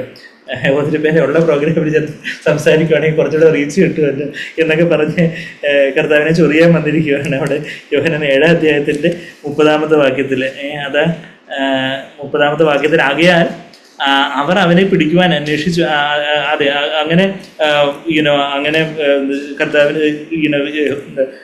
ഇങ്ങനെയൊക്കെ പറയുന്നു. ആ ശിഷ്യന്മാർ ഇങ്ങനെ പറയുമ്പോൾ സഹോദരന്മാരിങ്ങനെ പറയുമ്പോൾ അവിടെ ഒരു കർത്താവ് 8-ാമത്തെ വാക്യത്തിൽ ഒരു കാര്യം പറയുന്നുണ്ട് സഹോദരന്മാരോട്, നിങ്ങൾ പെരുന്നാളിന് പോകുവിൻ, എൻ്റെ സമയം. അവിടെ ശരിക്കും പറഞ്ഞാൽ ഹൊറ എന്നുള്ള ടൈം അല്ല, പക്ഷെ ടൈം ക്രോണോസ് എന്നുള്ളൊരു ടൈം ഉപയോഗിക്കുന്നത്. പക്ഷേ ഇതേ അർത്ഥത്തിലാണ് മൈ ടൈം. ക്രൊണോളജി എന്നുള്ള വാക്യൊക്കെ നമുക്കറിയാം, ക്രൊണോളജിക്കൽ ഓർഡർ, ക്രോണോമീറ്റർ എന്നൊക്കെയുള്ളൊരു സിങ്ക്രണൈസ് എന്നൊക്കെയുള്ള വാക്ക് നമുക്കറിയാം. ക്രോണോസ് എന്നുള്ള വാക്ക് അവിടെ കർത്താവ് ഉപയോഗിക്കുന്നത്. എന്നാലും ആ ഒരു ഹൊറ എന്നുള്ള വാക്ക് അല്ലെങ്കിൽ പോലും ഇതേ അർത്ഥത്തിലാണ് ഉപയോഗിക്കുന്നത്. പിതാവ് ഓരോ ഇതിനും എനിക്കൊരു സമയമുണ്ട്, ആ സമയം വന്നിട്ടില്ല എന്നുള്ളൊരു കാര്യം. അപ്പം അതായത് കർത്താവിൻ്റെ 4-ാമത്തെ വാക്യത്തിൽ ശിഷ്യന്മാർ 4-ാമത്തെ വാക്യം 5-ാമത്തെ വാക്യത്തിൽ തൻ്റെ സഹോദരന്മാരും അവരിൽ വിശ്വസിച്ചില്ല. അതിൻ്റെ 4-ാമത്തെ വാക്യത്തിൽ സഹോദരന്മാർ ചൊറിയാൻ ചെല്ലുന്നത്, പ്രസിദ്ധനാകാൻ ആഗ്രഹിക്കുന്നവരാരും രഹസ്യത്തിലൊന്നും ചെയ്യുന്നില്ലല്ലോ, നീ ഇങ്ങനെ ഇവിടെ ഒറ്റയ്ക്ക് ഇരുന്നാൽ ഇങ്ങനെ വലിയ ആൾക്കാരൊക്കെ കൂടുന്ന കൂടാരപ്പെരുന്നാൾ വന്നു. അപ്പോൾ ഒത്തിരി യഹൂദന്മാരെല്ലാം കൂടെ അവിടെ യെരുശലേമിൽ തടിച്ചു കൂടും, അവിടെ ചെന്ന് നീ ഇത് ചെയ്യുന്നുവെങ്കിലും ലോകത്തിന് നിന്നെ തന്നെ വെളിപ്പെടുത്തുക എന്ന് പറഞ്ഞു. അവരുടെ സഹോദരന്മാർ അവനെ വിശ്വസിച്ചില്ല. യേശു അവരോട് 6-ാമത്തെ വാക്യം, എൻ്റെ സമയം ഇതുവരെയും വന്നിട്ടില്ല. ആ സമയം എന്നുള്ള വാക്ക് അവിടെ ഒരു വാക്ക് ക്രോണോസ് എന്നുള്ളൊരു വാക്കാണ്. എൻ്റെ സമയം ഇതുവരെയും വന്നിട്ടില്ല, നിങ്ങൾക്കും എല്ലായ്പ്പോഴും സമയം തരാം, നിങ്ങൾക്ക് എന്ത് വേണമെങ്കിൽ നിങ്ങൾ ഇഷ്ടം പോലെ ചെയ്യാം, നിങ്ങൾക്ക് പിതാവിൻ്റെ ഇഷ്ടത്തിനനുസരിച്ചൊന്നുമല്ലല്ലോ നിങ്ങൾ ജീവിക്കുന്നത്, നിങ്ങൾക്ക് എന്ത് വേണമെങ്കിലും എപ്പോൾ വേണമെങ്കിലും ചെയ്യുന്ന ആൾക്കാരാണല്ലോ. അതുകൊണ്ട് നിങ്ങളുടെ സമയം എപ്പോഴും ഉണ്ട്, എൻ്റെ സമയം വന്നിട്ടില്ല. നിങ്ങളെ പകയ്ക്കുവാൻ ലോകത്തിന് കഴിയുന്നതല്ല, എന്നാൽ അതിൻ്റെ പ്രവൃത്തികളുടെ ദോഷമുള്ളതെന്ന് ഞാൻ അറിയുന്നു. അതിനെക്കുറിച്ച് സാക്ഷ്യം പറയുന്നത് കൊണ്ട്, ലോകത്തിൻ്റെ പ്രവൃത്തികളെക്കുറിച്ച് തന്നെ സാക്ഷ്യം പറയുവാണ്. ഇത് ദോഷമുള്ള പ്രവൃത്തിയാണ്, പാപത്തിൻ്റെ പ്രവൃത്തികളാണെന്നൊക്കെ ഉള്ള കാര്യം വിളിച്ച് പറയുന്നത് കൊണ്ടാണ് അതെന്നെ പകയ്ക്കുന്നത്. നിങ്ങൾ ലോകക്കാരായതുകൊണ്ട് നിങ്ങളിപ്പോൾ എന്നെ പകച്ചുകൊണ്ടിരിക്കുന്നത്. നിങ്ങൾ പെരുന്നാളിന് പോയിക്കോ, എൻ്റെ സമയം ഇതുവരെയും വന്നിട്ടില്ലായതുകൊണ്ട് ഞാൻ ഈ പെരുന്നാളിന് ഇപ്പോൾ പോകുന്നില്ല എന്നൊക്കെ പറഞ്ഞ് കർത്താവ് അതിന് ശേഷം പിന്നെ കുറച്ചുകൂടെ കഴിയുമ്പോൾ പിതാവിൽ നിന്നുള്ളൊരു സമയമായി. പിതാവിൽ നിന്ന് ഒരു പ്രേരണ കിട്ടി. കർത്താവ് പിന്നീട് തന്നെ യെരുശലേമിലേക്ക് പോകുന്നു. ഒരുപക്ഷെ അവിശ്വാസികളായിട്ടുള്ള ആ സഹോദരന്മാരോട് കൂടെ പോവുകയാണെങ്കിൽ ഒത്തിരി സമയം വേസ്റ്റ് ആയിരിക്കും. അവർ പറയുന്ന കുറേ ഗോസിപ്പും കാര്യങ്ങളും ആവശ്യമില്ലാത്ത കുറേ കാര്യങ്ങളുമായിട്ട് അവർ ടൈം വേസ്റ്റ് ആക്കുന്ന രീതിയിലൊക്കെയുള്ള കാര്യങ്ങളൊക്കെ അവർ ചിലപ്പം താങ്ങി തൂങ്ങിയൊക്കെ ആയിരിക്കും പോകുന്നത്. അപ്പോൾ അതുകൊണ്ട് യേശുവിന് അവരുടെ കൂടെ പോകാനും പിതാവിൽ നിന്നുള്ളൊരു പ്രേരണ ഇല്ലായിരുന്നു. അവരങ്ങ് പോയതിന് ശേഷം പിന്നെ കർത്താവ് തന്നെ യെരുശലേമിലേക്ക് പോകുന്നത് നമ്മൾ കാണുന്നുണ്ട്. യെരുശലേമിലേക്ക് ചെന്നതിന് ശേഷം ഈ അതേ ഹൊറ എന്നുള്ള ആ പദം തന്നെ കർത്താവ് 7-ാം അധ്യായത്തിൻ്റെ ഇതേ യോഹന്നാൻ 7:30 നമ്മൾ വായിക്കുന്നുണ്ട്. എന്താ, ആകയാൽ അവർ അവനെ പിടിക്കുവാൻ അന്വേഷിച്ചുവെങ്കിൽ അവൻ്റെ നാഴിക വന്നിട്ടില്ല. ആ നാഴിക എന്നുള്ള വാക്ക് ഇവിടെ ഈ ഹൊറ എന്നുള്ള ആ പദം തന്നെ ഉപയോഗിച്ചിരിക്കുന്നത്. എങ്കിലും അവൻ്റെ നാഴിക വന്നിട്ടില്ലായെങ്കിൽ ആരും അവൻ്റെ മേൽ കൈവച്ചില്ല. അതായത് കർത്താവ് ക്രൂസിൽ ഏൽപ്പിക്കപ്പെടുവാനുള്ള നാഴിക എന്നുള്ള അർത്ഥത്തിൽ അവിടെ ഉപയോഗിച്ചിരിക്കുന്നത്. എന്നാൽ ഇവിടെ യോഹന്നാൻ 17 ആയപ്പോഴത്തേക്ക് ആ നാഴിക വന്നു എന്നുള്ള കാര്യം കർത്താവ് പറയുന്നതായിട്ട് നമ്മൾ കാണുന്നത്. അപ്പോൾ യോഹന്നാൻ 7:30 നാഴിക വന്നിട്ടില്ല. പിന്നെ കുറച്ചുകൂടെ കഴിയുമ്പം 8-ാം അധ്യായത്തിന് 20-ാമത്തെ വാക്യം അവിടെ ഇതേ കാര്യം തന്നെ വായിക്കുന്നത്. 8-ാം അധ്യായത്തിന് 20 അവൻ ദേവാലയത്തിൽ ഉപദേശിക്കുമ്പോൾ ഭണ്ഡാര സ്ഥലത്ത് വെച്ച് ഈ വചനം പറഞ്ഞു. ഏത് വചനം പറയുന്നത്? ഞാൻ ലോകത്തിനെ വിളിച്ചു വാങ്ങുന്നൊക്കെ പറയുന്നത് ഞാൻ ആരെയും വിധിക്കുന്നില്ല, പിതാവ് ഞാൻ ഒരുമിച്ച് വിധിക്കുന്നു എന്നുള്ള കാര്യമൊക്കെ 12-16 വാക്യങ്ങളിലൊക്കെ പറഞ്ഞ് അതിൻ്റെയൊക്കെ ശേഷം ഈ വചനം പറഞ്ഞ് അവൻ്റെ നാഴിക അതുവരെ വന്നിട്ടില്ലെങ്കിൽ ആരും അവനെ പിടിച്ചില്ല. ഇതൊക്കെ പറഞ്ഞപ്പം സാധാരണ ഇതിലാണെങ്കിൽ എന്നേ അവർ പിടിച്ച് അപ്പോഴേ അകത്തിടേണ്ടതാ. പിതാവ് ഞാൻ ഒരുമിച്ച് വിധിക്കുന്നതെന്നൊക്കെയുള്ള കാര്യമൊക്കെ പറയൂ. നിങ്ങൾ എന്നെ അറിഞ്ഞിരുന്നെങ്കിൽ എൻ്റെ പിതാവിനെ അറിഞ്ഞിരുന്നതിനെന്നൊക്കെ 19-ാമത്തെ വാക്യത്തിലൊക്കെ പറഞ്ഞു. നിങ്ങൾ എന്നെ അറിഞ്ഞുവെങ്കിൽ എൻ്റെ പിതാവിനെ അറിയുമായിരുന്നു എന്നൊക്കെ ഉത്തരം പറഞ്ഞു. ഇതൊക്കെ പറഞ്ഞുകൊണ്ടിരുന്നപ്പോൾ അവൻ്റെ നാഴിക വന്നിട്ട് അവനെ പിടിച്ചുകൊണ്ട് പോകാതിരുന്നത് ഒരു അത്ഭുതമാണ്. എന്താ ഒരേ ഒരു കാരണം എന്താണെന്ന് വെച്ചാൽ അവൻ്റെ നാഴിക വന്നിട്ടില്ല. ഇപ്പം നമ്മുടെ ജീവിതത്തിൽ പല ഇപ്പം തന്നെ ചിലർ കഷ്ടിച്ച് ഇപ്പം തന്നെ വയനാട്ടിൽ തന്നെ കഷ്ടിച്ച് ചിലർ അപകടത്തിന് രക്ഷപ്പെട്ടു, ചിലർ അങ്ങ് മരണപ്പെട്ടു. എന്താ നമുക്കൊന്നും അറിയത്തില്ല. ദൈവത്തിൻ്റെ സമയമായിട്ടില്ല. എൻ്റെ ജീവിതത്തിൽ ഇനിയും കുറച്ചുകൂടെ ഒരു ആയുസ് ദൈവം നീട്ടി തന്നു. പല അപകടങ്ങളിൽ നിന്നൊക്കെ ചിലപ്പോൾ നമ്മൾ റോഡിലൂടെ പോകുമ്പോൾ നമ്മുടെ തൊട്ട് മുമ്പേ പോയ വാഹനം അപകടത്തിൽപ്പെടുന്നു. നമുക്ക് ദൈവത്തിൻ്റെ കരുണയാൽ അങ്ങ് വന്നു. ദൈവമേ, എൻ്റെ സമയമായിട്ടില്ലല്ലോ, കർത്താവ് കർത്താവ് കാത്തല്ലോ, അവിടുന്ന് ദൂതന്മാരെ കാത്ത് രക്ഷിച്ചല്ലോ എന്ന് പറയുന്ന പോലെ ഇവിടെ യോഹന 7 നമ്മുടെ ജീവിതത്തിലും നമ്മൾ സാങ്ക്ലികത കേട്ടിട്ടുള്ളത് തോന്നുന്നു. അതായത് നമ്മളുടെ ശുശ്രൂഷ, നമ്മുടെ ജീവിതവും ശുശ്രൂഷയും തീരുന്നിടം വരെ നമ്മൾ അമർത്യരാണ്. നമ്മൾ കർത്താവിൻ്റെ ഹിതത്തിനായിട്ട് ഏൽപ്പിച്ചു കൊടുക്കപ്പെട്ടവരാണെങ്കിൽ നമ്മളുടെ ആരൊക്കെ ഇനിയിപ്പം എന്തെല്ലാം സുവിശേഷ വിരോധികളോ അല്ലെങ്കിൽ എന്തെല്ലാം എതിർക്കുന്നവരോ ഒക്കെ എന്തെല്ലാം നമ്മൾ ചെയ്യാൻ ശ്രമിച്ചാലും അല്ലെങ്കിൽ സാധാരണ തന്നെ നമ്മൾ കൊടുക്കാൻ നോക്കിയാലും നമ്മൾ കർത്താവിൻ്റെ ആ സമയം തീരുന്നിടം വരെ നമ്മുടെ ജീവിതത്തിൽ കർത്താവിൻ്റെ ഇഷ്ടത്തിനായിട്ട് നമ്മൾ തന്നെ നമ്മൾ സ്വന്തം ഇഷ്ടപ്രകാരം ജീവിക്കുന്നവരാണെങ്കിൽ അത് ആപ്ലിക്കബിൾ അല്ല. എന്നാൽ നമ്മൾ കർത്താവിൻ്റെ ഇഷ്ടത്തിനായിട്ട് സമ്പൂർണ്ണമായിട്ട് നമുക്കുള്ള വിളിച്ചുള്ളിടത്തോളം കാലം കർത്താവെ അവിടുത്തെ ഇഷ്ടം മാത്രം മതി എനിക്ക് എൻ്റെ ജീവിതത്തിൽ എന്ന് പറഞ്ഞ് നമ്മൾ സമർപ്പിച്ചിട്ടുള്ളവരാണെങ്കിൽ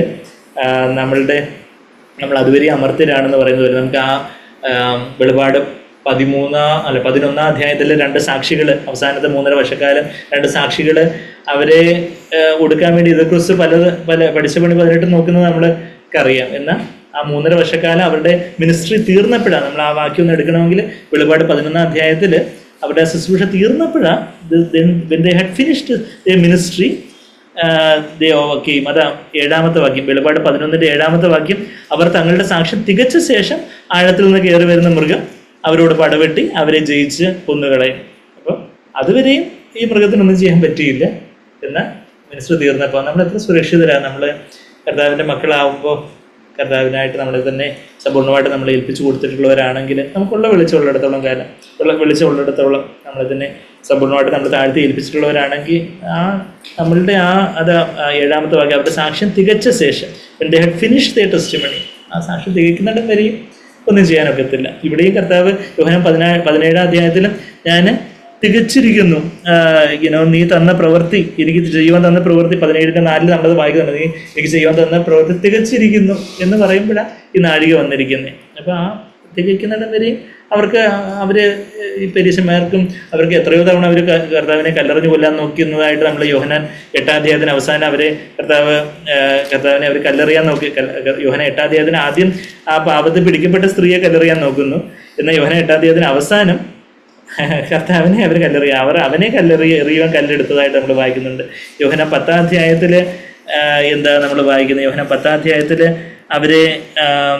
അവർ കർത്താവിനെ കൊല്ലാൻ നോക്കുന്നതായിട്ട് നമ്മളതിൻ്റെ താഴോട്ട് വരുമ്പോൾ യോഹന്നാൻ 10-ാം അധ്യായത്തിൻ്റെ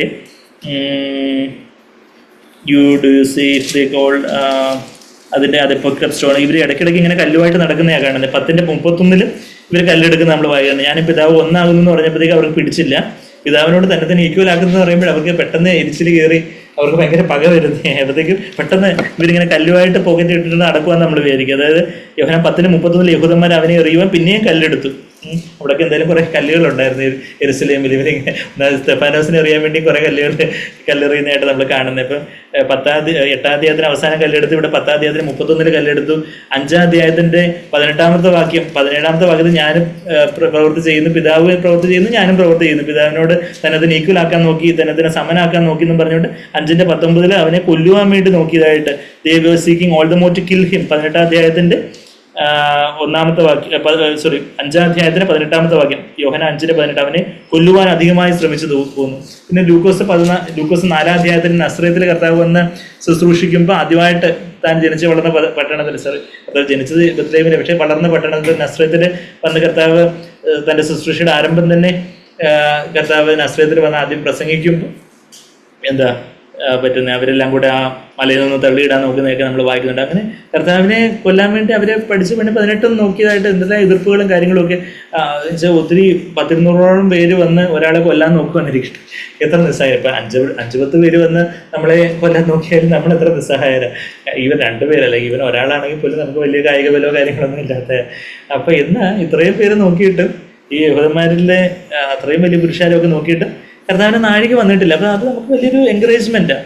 അതായത് നാഴിക വന്നിരിക്കുന്നു എന്ന് അവസാനം കർത്താവ് പറയുന്ന സമയത്ത് അതിനുശേഷം പിന്നെ വന്ന് ഇതെല്ലാം നാഴിക വന്നിരിക്കുന്നു. നമ്മുടെ ജീവിതത്തിലും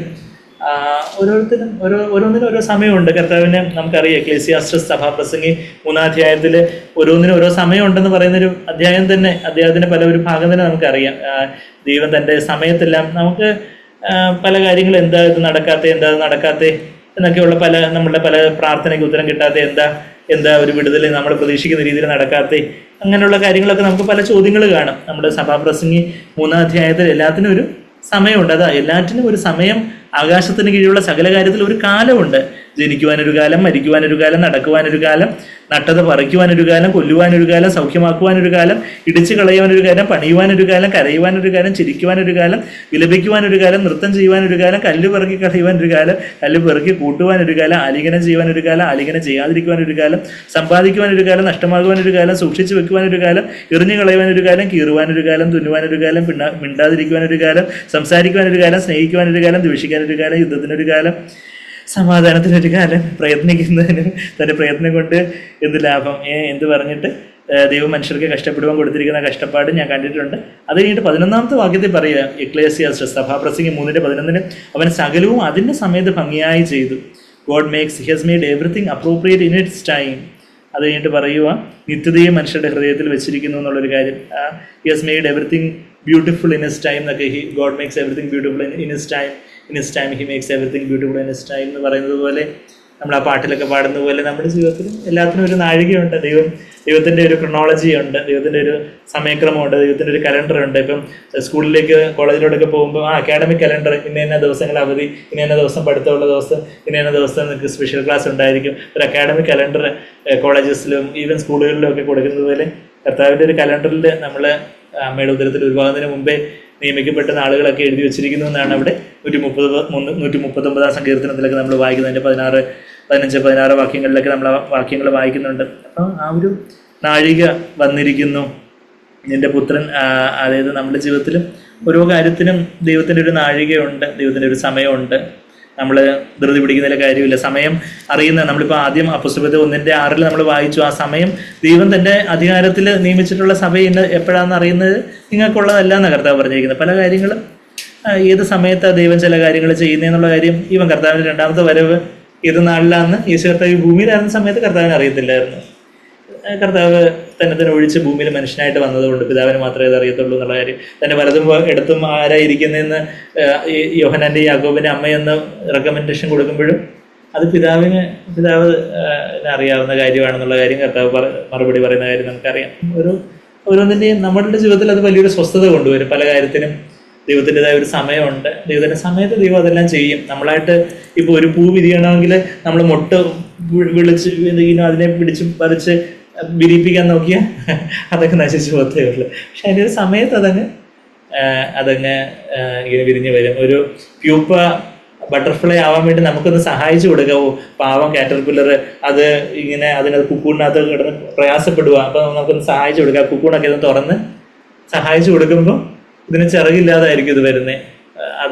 അതിന് വാക്യ ഭാഷണം കൂടാതെ പറയാം, നീ എന്നെ ദ്രോഹിച്ചല്ല, ഞാൻ ചിറക് പിടിച്ച് നന്നായിട്ട് പറഞ്ഞു തരേണ്ടതാ, എനിക്ക് കുറച്ചുകൂടെ സമയം തന്നായിരുന്നെങ്കിൽ ഞാൻ നല്ല ചിറക് പിടിച്ച് വന്നേനെ. ഇതിപ്പോൾ കുക്കൂണൊക്കെ പൊളിച്ച് ഓപ്പൺ ചെയ്തുകൊണ്ട് ചിറകൊക്കെ മുരടിച്ച് എന്തോ ഒരു രീതിയിലായിരിക്കും അത് പുറത്ത് വരുന്നത്. അപ്പം ദൈവം നമ്മുടെ ജീവിതത്തിലും ചില കാര്യങ്ങൾ, ആത്മീയമായിട്ടുള്ള കാര്യങ്ങളിൽ നമുക്ക് ചില വിടുതലുകളോ ചില പ്രയാസങ്ങളോ അങ്ങനെയൊക്കെ ചില രോഗത്തിൻ്റെ സൗഖ്യങ്ങൾ നമ്മൾ വിചാരിക്കുന്ന ഇൻസ്റ്റൻറ്റ് കോഫി, ഇൻസ്റ്റൻ്റ് ആയിട്ട് എനിക്ക് ഫുഡ് വേണം, സ്വിഗ്ഗി സൊമാറ്റോ ഇൻസ്റ്റൻറ്റ് ഓർഡർ പെട്ടെന്ന് ഇന്ന സമയത്തിനുള്ളിൽ വരണം എന്ന് പറയുന്നത് പോലെ നമ്മൾ പല കാര്യങ്ങളും ദൈവത്തോട് കൽപ്പിക്കുന്നത് പോലെ നമ്മുടെ അറിയായ്മയിൽ പല ഇതിൽ നമ്മൾ വാശി പിടിക്കുക. എനിക്കിപ്പം വേണം, പിള്ളേർ വാശി പിടിക്കും, എനിക്കിപ്പം ചോക്ലേറ്റ് വേണം, എനിക്കിപ്പം ആ ഐസ്ക്രീം തന്നെ വേണം എന്നിട്ട് വാശി പിടിക്കുമ്പോൾ നല്ല അടി കൊടുക്കണം എന്നുള്ളതുപോലെ കർത്താവ് നമ്മുടെ പല കാര്യത്തിൽ നമ്മൾ ചിലപ്പോൾ ദൈവമേ അത് ഇന്നതുപോലെ നമ്മൾ വിചാരിക്കുന്നതാണൊക്കെ. പക്ഷെ ഒരു നാഴികയുണ്ട്, കർത്താവിൻ്റെ ഒരു സമയമുണ്ട്.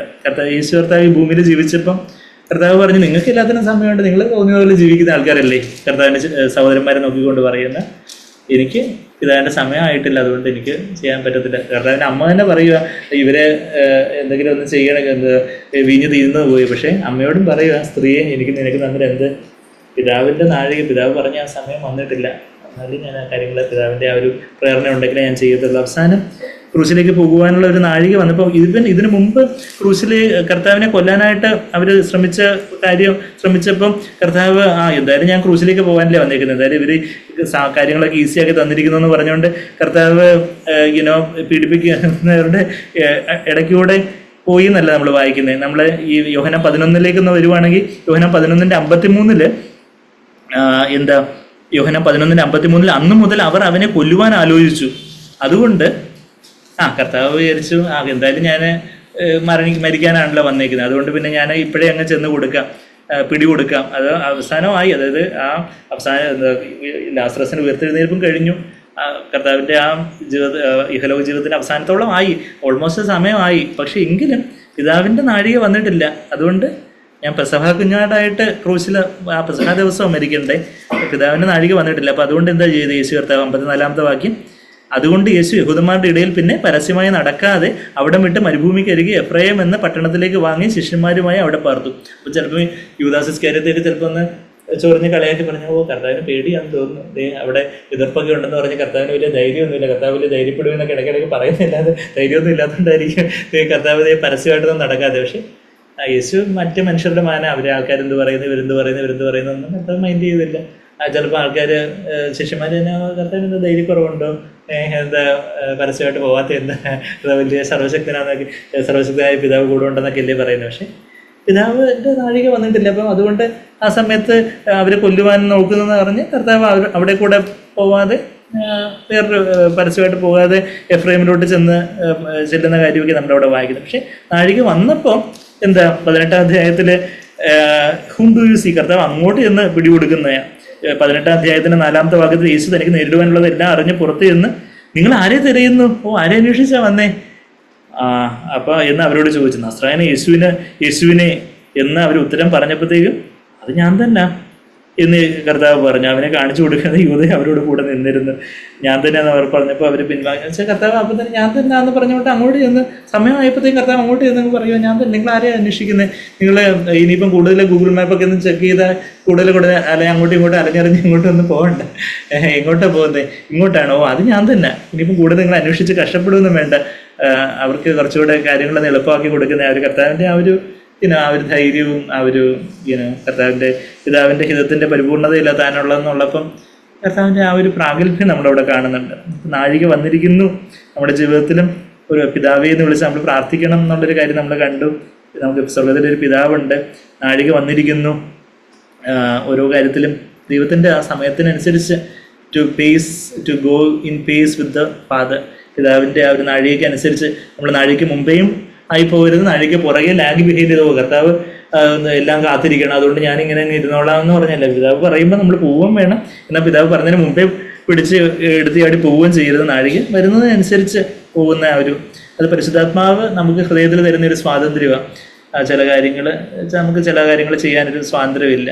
ചില കാര്യങ്ങൾ വാങ്ങിക്കണം, പൈസയുണ്ട്, സാഹചര്യങ്ങളൊക്കെ അനുകൂലമാവും, പക്ഷേ എങ്കിലും അത് വാങ്ങിക്കാനൊരു സ്വാതന്ത്ര്യമില്ല. ചിലപ്പോൾ അത് എന്തോ ദൈവം ഒരു ഫ്രീഡം തരുന്നില്ല. പിന്നെ കുറച്ചുകൂടെ അവിടെ പ്രാർത്ഥിച്ച് പെട്ടെന്ന് നമുക്ക് പ്രാർത്ഥിക്കുമ്പോൾ ഇത് ഫ്രീഡം ഉണ്ട്, ദൈവത്തിൻ്റെ ഒരു ഗ്രീൻ സിഗ്നൽ ഉള്ളതുപോലെ, അപ്പോൾ നമുക്കത് വാങ്ങിക്കുന്നു എന്ന് പറയുന്നത് പോലെ ആ ഒരു ഓരോന്നിനും സമയമുണ്ട് എന്ന് പറഞ്ഞ് പിതാവേ നാഴിക വന്നിരിക്കുന്നു. അതിട്ട് പറയുക, നിന്റെ പുത്രൻ നിന്നെ മഹത്വപ്പെടുത്തേണ്ടതിന് പുത്രനെ മഹത്വപ്പെടുത്തണമേ എന്നുള്ളൊരു കാര്യം. ആ ഒരു എപ്പോഴും പിതാവിൻ്റെ മഹത്വം മാത്രം അന്വേഷിച്ച് ആ ഒരു പുത്രനെ നമ്മൾ വചനത്തിലുടനീളം കാണുന്നത്. സ്വന്തം മഹത്വമൊന്നും അന്വേഷിക്കാതെ തൻ്റെ മഹത്വം കർത്താവ് ഒരിക്കലും അന്വേഷിച്ചില്ല. നമ്മൾ കഴിഞ്ഞ വേർഡ് ഫോർ ദ വീക്കിൽ മൊത്തം സാഗ്ലർ ഈ പോർഷൻ തന്നെ പറയുന്നത്. നമ്മളതെല്ലാവരും വായിച്ചിട്ടുണ്ടെന്ന് എൻ്റെ വിശ്വാസം. യോഹന്നാൻ 8-ാം അധ്യായത്തിൽ കർത്താവ് ഇങ്ങനെ പറയുന്നുണ്ട്, ബ്രദർ ആ വാക്യം കോട്ട് ചെയ്യുന്നുണ്ട്. യോഹന്നാൻ 8-ാം അധ്യായത്തിൽ എൻ്റെ 50-ാമത്തെ വാക്യം, ഞാൻ എൻ്റെ മഹത്വം അന്വേഷിക്കുകയും വിധിക്കുകയും ചെയ്യുന്നവൻ ഒരുവനുണ്ട്. കർത്താവ് സ്വന്തം മഹത്വം ഒരിക്കലും അന്വേഷിച്ചില്ല. I do not seek my own glory. ഞാൻ വലിയ ആളാകണം, എന്നെ എല്ലാവരും അറിയണം, ഞാൻ വലിയ പ്രസംഗകനാണെന്നോ ഞാൻ വലിയ ആളാണെന്നോ.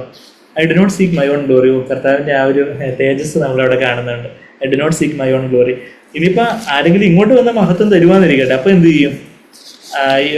ഇതേ യോഹന്നാൻ 5-ാം അധ്യായത്തിൻ്റെ 41 എന്താ കർത്താവ് പറയുന്നത്? ഞാൻ മഹത്വം അന്വേഷിക്കുന്നില്ല, ഞാൻ എൻ്റെ മഹത്വം അന്വേഷിക്കുന്നില്ല. 41 യോഹന്നാൻ 5:41 ആൾക്കാർ വന്ന് ഇങ്ങോട്ട് ബഹുമാനം തരുക, ഞാൻ മനുഷ്യരോട് ബഹുമാനം വാങ്ങുന്നില്ല. ആ ബഹുമാനം എന്നുള്ള വാക്ക് ഡോക്സ എന്നുള്ള അതേ വാക്ക് തന്നെ, മഹത്വം എന്നുള്ള അതേ വാക്ക് തന്നെ, 8:50 അതേ വാക്ക് തന്നെ ഇവിടെ 5:41 വായിക്കുന്നത്. I do not receive glory from men. ആ ഡോക്സ എന്നുള്ള വാക്കിന് ബഹുമാനം, ആദരവ്, മഹത്വം, തേജസ് എന്നൊക്കെ പല രീതിയിൽ ട്രാൻസ്ലേറ്റ് ചെയ്യാവുന്നൊരു പദമാണ്. ഞാൻ മനുഷ്യരോട് ബഹുമാനം അല്ലെങ്കിൽ മഹത്വം വാങ്ങുന്നില്ല. ഇനിയിപ്പോൾ ഞാൻ മഹത്വം അന്വേഷിക്കുന്നില്ല. ഇനിയിപ്പോൾ ആൾക്കാർ ഇങ്ങോട്ട് കൊണ്ട് ബഹുമാനവും മഹത്വവും ഒക്കെ തരുവാണെങ്കിൽ ഞാനതങ്ങ് എടുക്കത്തില്ല, ഞാനത് വാങ്ങത്തില്ല. ഞാൻ എന്ത് ചെയ്യും? ഞാനതങ്ങ് കൈകൊണ്ട് തൊടാതെ അങ്ങോട്ടങ്ങ് കൊടുക്കും, എന്താ പിതാവിനങ്ങ് കൊടുക്കുക ആ മഹത്വം. ആൾക്കാർ വന്ന് നമ്മളെക്കുറിച്ച് നല്ല വാക്ക് പറയുന്നു, ഓ അയ്യോ ബ്രദറെ എത്ര നല്ല സഹോദരനാ, സഹോദരൻ എത്ര നല്ല സഹോദരിയാണ്, എനിക്ക് വലിയ ഉപകാരമായിരുന്നു, എനിക്ക് വലിയ ബ്ലെസ്സിങ് ആയിരുന്നു, എനിക്ക് അന്ന് എന്നെ സഹായിച്ചില്ല, അന്ന് എന്നോട് പറഞ്ഞല്ലോ, എനിക്ക് എന്ന് എന്നെ ഫോൺ വിളിച്ച് എന്നെ ഉത്സാഹിപ്പിച്ചല്ലോ എന്ന് പറയുമ്പോഴത്തേക്കും അതെ ഞാൻ വലിയ ആത്മീയ സഹോദരനാണെന്ന് അല്ലേലും എനിക്കറിയാം. നമ്മുടെ പുറമെ പറഞ്ഞില്ലേ കൊളറൊക്കെ നോക്കി ഒന്നുകൂടെ ഒന്ന് കേൾക്കട്ടെ എന്ന് ഒന്നുകൂടെ പറഞ്ഞ് ശരിയാവോ അതെ നമ്മുടെ ജഡം അങ്ങനെയുള്ളൊരു നശിച്ച ജഡമാണ് നമുക്കുള്ളത്. നമ്മുടെ തന്നെ മഹത്വം അന്വേഷിക്കുന്നു, പക്ഷേ അത് വാങ്ങാതെ ഞാൻ മഹത്വം അന്വേഷിക്കുന്നുമില്ല. ഇപ്പം ആരെങ്കിലും മഹത്വം കൊണ്ട് തരുമ്പോൾ അത് വാങ്ങാതെ പെട്ടെന്ന് നമുക്കല്ലാത്തൊരു ലെറ്റർ, നമ്മുടെ അയൽവക്കത്തുകാരൻ്റെ ലെറ്റർ പോസ്റ്റ്മാനെ തെറ്റിച്ച് ഇങ്ങോട്ട് വരുമ്പോൾ നമ്മളത് വാങ്ങി വെച്ചത് വായിച്ചുകൊണ്ടിരിക്കും. ദൈവത്തിൻ്റെ പേരിലാണ് മഹത്വം ഉള്ളത്. ആ മഹത്വം കർത്താവ് ആർക്കും കൊടുക്കത്തില്ല എന്നാണ് യെശയ്യാവ് 42:8 നമ്മൾ വായിക്കുന്നത്. കർത്താവിൻ്റെ പേരിൽ എല്ലാം പിതാവിൻ്റെ പേരിലേക്ക് അഡ്രസ്സ് ചെയ്ത മഹത്വങ്ങളാണ്. അപ്പം ആൾക്കാരത് അവർ ബഹുമാനിക്കണം എന്നുള്ളതുകൊണ്ട് നമ്മൾ ബഹുമാനിക്കുന്നു, അത് തെറ്റില്ല. ഓഫ്കോഴ്സ് നമ്മൾ മറ്റുള്ളവരെ നമ്മളെക്കാട്ടിലധികം ആദരിക്കണം, ബഹുമാനിക്കണം. പക്ഷെ അതെടുത്ത് സ്വീകരിച്ച് നമ്മളത് ഇങ്ങനെ ട്രോഫിയൊക്കെ തിരിച്ചും മറിച്ചുമൊക്കെ നോക്കി ഉമ്മ വെച്ച് നല്ല ഒളിമ്പിക് മെഡൽ എന്ന് വിചാരിക്കുന്നതെന്നൊക്കെ നമ്മളങ്ങനെ വിചാരിക്കാതെ കർത്താവ് ആ മഹത്വമെല്ലാം അങ്ങേക്ക് ഞാനിവിടെ കഴുതപ്പുറത്തിരിക്കുക, കർത്താവാണ് കഴുതപ്പുറത്തിരിക്കുന്നത്. കർത്താവിനെ എല്ലാവരും കുരുത്തോലയൊക്കെ വെച്ച് സ്വീകരിക്കുന്ന, വസ്ത്രങ്ങളൊക്കെ വിരിച്ച് സ്വീകരിക്കുന്ന കഴുതയുടെ മഹത്വം കൊണ്ടല്ല, കർത്താവ് ഇരിക്കുന്നുണ്ട്. കർത്താവ് ഇപ്പോൾ എഴുന്നേറ്റ് പോയാൽ നമ്മൾ ബാക്കി കഴുതയേ ഉള്ളൂ എന്നുള്ളൊരു കാര്യം എന്നുള്ളത് മനസ്സിലാക്കി എപ്പോഴും പിതാവിൻ്റെ മഹത്വം മാത്രം അന്വേഷിച്ചൊരു യേശു. അത് കഴിഞ്ഞിട്ട് പിന്നെന്താ കർത്താവ് പറയുന്നത്? യോഹന്നാൻ 12-ാം അധ്യായത്തിൽ തൻ്റെ ക്രൂസിലേക്ക് അടുത്ത് വരുന്ന ഒരു സമയം വരുമ്പോൾ കർത്താവ് പറയുക, യോഹന്നാൻ 12:27 ഞാൻ ആ കാര്യം കൂടെ ഒന്ന് പറഞ്ഞങ്ങ് നിർത്താം. 12:27 വാക്യത്തിൽ ക്രൂസിലേക്ക് താൻ പോകുമ്പം പിതാവിൽ നിന്ന് വേർപെടേണ്ടി വരും എന്നുള്ള കാര്യങ്ങളൊക്കെ അടുത്തടുത്ത് വരുമ്പോൾ ഇപ്പോൾ എൻ്റെ ഉള്ളം കലങ്ങിയിരിക്കുന്നു. യോഹന്നാൻ 12:27 ഞാൻ എന്ത് പറയണ്ടു? പിതാവേ ഈ നാഴികയിൽ നിന്ന് എന്നെ രക്ഷിക്കണമേ, എങ്കിലും ഇത് നിമിത്തം ഞാൻ ഈ നാഴികയിലേക്ക് വന്നിരിക്കുന്നു. ഞാൻ എന്താ പറയണ്ടേ? പിതാവിന് ഈ നാഴിക അടുത്ത് വരുന്ന നാഴികയിൽ നിന്ന് എന്നെ രക്ഷിക്കണമേ എന്നാണോ? ക്രൂസിലേക്ക് പോകേണ്ട നാഴിക, പിതാവിൽ നിന്ന് വേർപെടേണ്ട നാഴിക ഒക്കെ അടുത്ത് വരുന്നു. അപ്പോൾ എൻ്റെ ഉള്ളം കലങ്ങിയിരിക്കുവാണ്. പരിശുദ്ധാത്മാവിൻ്റെ ആത്മാവിലുള്ള വ്യഥ കർത്താവിൻ്റെ ആ ദേഹിയിലും അതങ്ങനെ റിഫ്ലക്റ്റ് ചെയ്ത് വരുക. പരിശുദ്ധാത്മാവിൻ്റെ സന്തോഷം എന്തായാലും തീർച്ചയായിട്ടും കർത്താവിൻ്റെ ഉള്ളത്തിൽ നിറഞ്ഞു കവിയുന്നുണ്ട്. എന്നാൽ പിതാവിൽ നിന്ന് വേർപെടാൻ പോവുമല്ലോ, ദൈവക്രോധം എല്ലാം ഏറ്റെടുത്ത് പിതാവിനുള്ള കൂട്ടായ്മ മുറിയുമല്ലോ എന്നുള്ളൊരു കാര്യമൊക്കെ ആലോചിച്ചപ്പോഴത്തേക്കും കർത്താവിൻ്റെ ആത്മാവിലെ വ്യഥ കർത്താവിൻ്റെ ദേഹിയിലേക്ക് ഉള്ളത്തിലേക്കും my soul has become troubled അങ്ങനെ ആവുന്നു. ഞാൻ ഈ നാഴികയിൽ നിന്ന് പിതാവിനെ എന്നെ രക്ഷിക്കണമെന്ന് പറയുവാണോ? അല്ല, ഞാൻ ഈ നാഴികയ്ക്കായിട്ടാണ് വന്നിരിക്കുന്നത്. ഇത് നിമിത്തം ഞാൻ ഈ നാഴികയിലേക്ക് വന്നിരിക്കുന്നു. പിതാവേ നിന്റെ നാമത്തെ മഹത്വപ്പെടുത്തണമേ. ഇതെല്ലാം നമുക്ക് ഉള്ളം കലങ്ങുന്ന രീതിയിലുള്ള പല പ്രയാസങ്ങളൊക്കെ വരുമ്പോഴും, ചില വല്ലാത്ത പ്രയാസങ്ങൾ നമ്മുടെ ജീവിതത്തിൽ ചില സാഹചര്യങ്ങളിലൂടെ ചില വ്യക്തികളിലൂടെ ഒക്കെ വരുമ്പോഴും അവിടെ നമ്മൾ പ്രാർത്ഥിക്കേണ്ട പ്രാർത്ഥന യേശുവിൻ്റെ പ്രാർത്ഥനയാണ്. പിതാവേ അവിടുത്തെ നാമത്തെ അങ്ങ് മഹത്വപ്പെടുത്തിയാൽ മതി. ഞാനിതിലൂടെ കടന്നു പോകുന്ന അവിടുന്ന് ചിലപ്പോൾ ചില രോഗാവസ്ഥയായിരിക്കും, ചില സാമ്പത്തിക ബുദ്ധിമുട്ടായിരിക്കും, ചില തെറ്റിദ്ധാരണകളോ ചില ശിക്ഷണ നടപടികളോ ചില പ്രയാസങ്ങളിലൂടെ കർത്താവേ എനിക്ക് വല്ലാതെ പ്രയാസമുണ്ട്, എനിക്ക് വല്ലാതെ വേദനയുണ്ട്. പക്ഷേ എങ്കിലും കർത്താവെ അവിടുന്ന് അറിയാതെ അനുവദിക്കാനൊന്നും വന്നിട്ടില്ല. നിന്റെ നാമത്തെ അങ്ങ് മഹത്വപ്പെടുത്തിയാൽ മതി. കർത്താവ് എനിക്ക് കൃപ തന്നാൽ മതി, ഞാൻ ഇതിലൂടെ അങ്ങ് കടന്നു പോകാൻ. പിതാവെ നിന്റെ നാമത്തെ മഹത്വപ്പെടുത്തണമേ. അപ്പോൾ സ്വർഗത്തിൽ നിന്ന് ഞാൻ മഹത്വപ്പെടുത്തിയിരിക്കുന്നു, ഇനിയും മഹത്വപ്പെടുത്തും എന്നൊരു ശബ്ദം ഉണ്ടായി. അത് കേട്ടിട്ട് അരികെ നിൽക്കുന്നവർക്ക് ഇടിയുണ്ടായപ്പം പുകയാന്ന് പറയുന്നത് പോലെ പുരുഷാരം പറഞ്ഞ് ഇടിവുണ്ടായി എന്ന് പറഞ്ഞു. മറ്റു ചിലർ ഒരു ദൈവദൂതൻ അവനോട് സംസാരിച്ചു എന്ന് പറഞ്ഞു. അവിടെ അടുത്ത് നിൽക്കുന്നവർക്ക് വലുതായിട്ടൊന്നും കാര്യങ്ങൾ കത്തിയില്ല. എന്നാൽ നിങ്ങളുടെ നിമിത്തമാണ് ഈ ശബ്ദം വന്നതെന്നൊക്കെ കർത്താവ് പറയുന്ന കാര്യം. ദിസ് വോയിസ് ഹാസ് കം 30-ാമത്തെ വാക്യം. അതിന് യേശു ഈ ശബ്ദം എൻ്റെ നിമിത്തമല്ല നിങ്ങളുടെ നിമിത്തം അത്രയും ഉണ്ടായി എന്നുള്ള കാര്യമൊക്കെ കർത്താവ് പറയുന്ന കാര്യം അറിയാം. ഈവൻ യോഹന്നാൻ 13-ാം അധ്യായത്തിലും ഈ ഒരു മഹത്വപ്പെടുത്തുന്നതിൻ്റെ കാര്യം വീണ്ടും കർത്താവ് പറയുന്ന കാര്യം നമുക്കറിയാം. യോഹന്നാൻ 13-ാം അധ്യായത്തിൻ്റെ 31-ാമത്തെ വാക്യം, യുദാസ് പോയതേ ഉള്ളൂ. യുദാസ് അപ്പകണ്ണമൊക്കെ വാങ്ങി വീട്ടിലേക്ക് പോയി അവനെ ഒറ്റിക്കൊടുക്കാനായിട്ട്. അവൻ പോയ ശേഷം യേശു പറഞ്ഞത്, ഇപ്പോൾ മനുഷ്യപുത്രൻ മഹത്വപ്പെട്ടിരിക്കുന്നു. ഇപ്പോൾ ഇത്രയും യുദാസിനെ വരെ സഹിച്ച്, യുദാസിനോടൊരു കൈപ്പോലും ഇല്ലാതെ അവനെ ശുശ്രൂഷിക്കാനൊക്കെ സഹിച്ചു. അങ്ങനെ യഥാർത്ഥത്തിൽ മനുഷ്യപുത്രൻ മഹത്വപ്പെട്ടിരിക്കുകയാണ്. ഈ ഒരു അവസ്ഥയിൽ ദൈവവും അവനിൽ മഹത്വപ്പെട്ടിരിക്കുന്നു, പിതാവും മഹത്വപ്പെട്ടിരിക്കുന്നു. ദൈവം അവനിൽ മഹത്വപ്പെട്ടിരിക്കുന്നു എങ്കിൽ, ദൈവം അവനെ മഹത്വപ്പെട്ടിരിക്കുന്നു എങ്കിൽ അതിൻ്റെ പ്രൂഫായിട്ട് എന്ത് ചെയ്യും? ദൈവം അവനെ തന്നിൽ തന്നെ മഹത്വപ്പെടുത്തും. കർത്താവ് ക്രൂശിലൂടെ കടന്നുപോയി പുനരുത്ഥാനം ചെയ്ത് ആരോഹണം ചെയ്ത് പിതാവിനോട് ഒറിജിനലായിട്ട് മുന്നമേ ഉണ്ടായിരുന്ന അതേ മഹത്വത്തിലേക്ക് തന്നെ മഹത്വപ്പെടുത്തും എന്നുള്ളൊരു കാര്യം കർത്താവ് അവരോട് പറഞ്ഞിട്ട് പിന്നെ കുഞ്ഞുങ്ങളെ എന്ന് പറയുന്ന ആ ലോങ് ഡിസ്കോഴ്സ്, ആ വലിയ ദീർഘ സംഭാഷണം തുടങ്ങുന്നത്. ഈവൻ 17-ാം അധ്യായത്തിൽ ഇവിടെ നമ്മളിപ്പോൾ തിരിച്ച് ഈ വാക്യത്തിലേക്ക് വന്നെങ്കിൽ നമുക്ക് നിർത്താം. പിതാവേ, നാഴിക വന്നിരിക്കുന്നു, നിന്റെ പുത്രൻ നിന്നെ എന്തിനു വേണ്ടിയാണ് മഹത്വപ്പെടുത്തണേ? നിന്നെ മഹത്വപ്പെടുത്തേണ്ടതിനായിട്ട് എന്നെ മഹത്വപ്പെടുത്തണമേ. പുത്രനെ മഹത്വപ്പെടുത്തണേ എന്ന് പറയുമ്പോൾ എങ്ങനെ മഹത്വപ്പെടുത്തണേ എന്ന് 5-ാമത്തെ വാക്യത്തിൽ പറയുന്നുണ്ട്. ഇപ്പോൾ പിതാവേ, ലോകം ഉണ്ടാകും മുമ്പേ എനിക്ക് നിന്റെ അടുക്കൽ ഉണ്ടായിരുന്ന മഹത്വത്താൽ എന്നെ നിന്റെ അടുക്കൽ മഹത്വപ്പെടുത്തണമേ എന്ന് പറഞ്ഞാൽ, ലോകം ഉണ്ടാകുന്നതിന് മുമ്പേ യേശു പിതാവിൻ്റെ വചനമായിട്ട് തൃത്വത്തിൽ രണ്ടാമനായിട്ട് പിതാവിനോട് സമനായിട്ട് ആയിരുന്നു. ആ ഒരു മഹത്വം, ആ ദൈവമായിരിക്കെയുള്ള ആ ഒരു മഹത്വം, ആ മഹത്വത്തിലേക്ക് എന്നെ മഹത്വപ്പെടുത്തണമേ. അതായത് ഞാനിപ്പോൾ ക്രൂസിലേക്കാണ് പോകുന്നത്. പക്ഷെ ആ ക്രൂസിനെ മാത്രം അങ്ങ് കണ്ടിരിക്കുമല്ല, ആ ക്രൂസിന് അപ്പുറമുള്ള പുനരുത്ഥാനവും അത് കഴിഞ്ഞിട്ടുള്ള സ്വർഗാരോഹണം, പിന്നെ ഇനിയൊരു 50ഓളം ദിവസം കഴിഞ്ഞിട്ടാണ് അത് നടക്കാൻ പോകുന്നത്. എന്നാൽ ആ മഹത്വത്തിലേക്ക് എന്നെ മഹത്വപ്പെടുത്തുന്ന, സ്വർഗത്തിലേക്ക് ആരോഹണം ചെയ്യുന്ന ആ മഹത്വം, അതാ പറയുന്നത്. അത് 5-ാമത്തെ വാക്യത്തിൽ, ഇപ്പോൾ പിതാവ് ലോകം ഉണ്ടാകും മുമ്പേ എനിക്ക് നിന്റെ അടുക്കൽ ഉണ്ടായിരുന്ന മഹത്വത്തിൽ എന്നെ നിന്റെ അടുക്കൽ മഹത്വപ്പെടുത്തണമേ. അങ്ങനെ നീ എന്നെ മഹത്വപ്പെടുത്തണമേ എന്നുള്ള കാര്യം, അത് എന്തിനു വേണ്ടിയാണ് മഹത്വപ്പെടുത്തണേ എന്ന് പറഞ്ഞാൽ, ആ സ്വർഗത്തിലേക്ക് ആരോഹണം ചെയ്ത ആ ഒരു ഒറിജിനലി യേശുവിനെ ആദ്യം മുതലേ ഉണ്ടായിരുന്ന ആ മഹത്വത്തിലേക്ക് മഹത്വപ്പെടുത്തണേ എന്ന് പറയാൻ കാരണം എന്ന് പറഞ്ഞാൽ, അവിടെയും എനിക്ക് പിതാവിനെ മഹത്വപ്പെടുത്തണം, അതിനുവേണ്ടി എന്നെ മഹത്വപ്പെടുത്തണ്ടേ. അല്ലാതെ എന്നെ തന്നെ മഹത്വപ്പെടുത്താനായിട്ടുള്ളൊരു കാര്യമല്ല, മറിച്ച് ആ മഹത്വത്തിലേക്ക് എന്നെ മഹത്വപ്പെടുത്തണമേ. ആ സ്വർഗാരോഹണം ചെയ്തുള്ള ആ പുത്രൻ്റെ ആ തേജസ്സിലേക്ക് എന്നെ മഹത്വത്തിലേക്ക് താൻ വരുമ്പോൾ അവിടെ അതിലൂടെ പിന്നെയും എനിക്ക് പിതാവിനെ മഹത്വപ്പെടുത്തണം. അത് നമ്മളന്ന് ജോജി ബേറിൻ്റെ ആ കോൺഫറൻസിലെ അവസാനത്തെ മെസ്സേജിൽ കേട്ടതുപോലെ, ആ മഹത്വപ്പെടുത്തലിന് ആർക്കും ഒരു റോളുണ്ടെന്ന് ചോദിച്ചാൽ നമുക്കൊരു റോളുണ്ട്. അതെന്ന് വെച്ചാൽ യേശു പിന്നെ എങ്ങനെ പിതാവിനെ സ്വർഗത്തിൽ ചെന്നിട്ട് പിതാവിനെ എങ്ങനെ മഹത്വപ്പെടുത്തുന്നതെന്ന് ചോദിച്ചാൽ, പരിശുദ്ധാത്മാവിനെ അയച്ച് സഭ രൂപീകൃതമായി ആ സഭയിലൂടെ നമ്മൾ പിതാവിന്റെ നാമത്തെ മഹത്വപ്പെടുത്തുമ്പോൾ പുത്രൻ തന്റെ ശരീരമാകുന്ന സഭയിലൂടെ കൂടെ പിതാവിനെ മഹത്വപ്പെടുത്തുന്നതെന്നുള്ളൊരു കുറച്ചുകൂടെ ആഴത്തിലുള്ളൊരു അർത്ഥം അന്ന് ബ്രദർ പറഞ്ഞ ഒരു കാര്യം നമ്മൾ ഓർക്കുന്നുണ്ടായിരിക്കാം. എനിക്ക് തോന്നുന്നു ആ കുമ്പനാട് കോൺഫറൻസിൽ അവിടുത്തെ ദിവസത്തെ ലാസ്റ്റ് സെഷനിൽ ബ്രദർ പറഞ്ഞായിട്ട് എൻ്റെ ഓർമ്മ അതാ. ഞാൻ ആ വാക്യം പറഞ്ഞെങ്കിൽ നിർത്തുക. പിതാവേ, നാഴിക വന്നിരിക്കുന്നു, നിന്റെ പുത്രൻ നിന്നെ മഹത്വപ്പെടുത്തേണ്ടതിന്. പുത്രനെ എപ്പോഴും പിതാവിനെ മഹത്വപ്പെടുത്തണം. ഊണിലും ഉറക്കത്തിലും എല്ലാം പിതാവിൻ്റെ മഹത്വം മാത്രം മതി. ഞാൻ മഹത്വമൊന്നും അന്വേഷിക്കുന്നില്ല. ഇപ്പോൾ ആരെങ്കിലും മഹത്വം കൊണ്ടു തന്നാലും ഞാനത് വാങ്ങത്തില്ല, ഞാൻ അങ്ങോട്ടങ്ങ് ഇട്ട് വെക്കും. ഞാൻ സ്വന്തം മഹത്വത്തിനായിട്ട് സംസാരിക്കുന്ന, സ്വയത്തിൽ നിന്ന് സംസാരിക്കുന്ന, സ്വന്തം മഹത്വം അന്വേഷിക്കുന്നു. യോഹന്നാൻ 7:18 എന്ന് ഞാൻ പിതാവിൽ നിന്ന് സംസാരിക്കുന്നത്. അങ്ങനെ എല്ലാം പറഞ്ഞ് എപ്പോഴും ഈ നാഴിക അടുത്ത് വരുന്നു എന്ന് പറഞ്ഞപ്പം കർത്താവ് പറയുക, കർത്താവേ, ഞാൻ എന്താ പറയേണ്ടതെന്ന് എനിക്ക് അറിയത്തില്ല, ഇതിൽ നിന്ന് രക്ഷിക്കണമെന്നാണോ ഞാൻ പറയേണ്ടത്? അല്ല, അവിടുത്തെ നാമം അങ്ങ് മഹത്വപ്പെടുത്തിയാൽ മതി. എന്തായാലും ഞാനത് കർത്താവേ അതിലൂടെ കടന്നു പോയിക്കോളാം, അവിടുത്തെ നാമം മഹത്വപ്പെടണം. അത് കഴിഞ്ഞിട്ട് വീണ്ടും യുദാസും പോയിക്കതിന് ശേഷം പുത്രൻ മഹത്വപ്പെട്ടിരിക്കുന്നു. എന്നാൽ യഥാർത്ഥത്തിൽ പിതാവ് യേശുവിനെ മഹത്വപ്പെട്ടിട്ടുണ്ടെങ്കിൽ ഇനി തന്നിൽ തന്നെ മഹത്വപ്പെടുത്തുന്ന ആ ഒരു ആരോഹണത്തിൻ്റെ മഹത്വത്തിലേക്ക് കൊണ്ടുവരും. അത് കഴിഞ്ഞിട്ട് ക്രൂസിലേക്ക് അറസ്റ്റ് ചെയ്യപ്പെടുന്നതിന് തൊട്ട് മുമ്പായിട്ട് യേശു വീണ്ടും പറയുക, നിന്റെ പുത്രൻ നിന്നെ മഹത്വപ്പെടുത്തേണ്ടതിനായിട്ട് പുത്രനെ മഹത്വപ്പെടുത്തണമേ. എനിക്ക് പിതാവേ, ഞാൻ അവിടെ സ്വർഗത്തിലേക്ക് വന്ന് എനിക്ക് അങ്ങേ മഹത്വപ്പെടുത്തണം.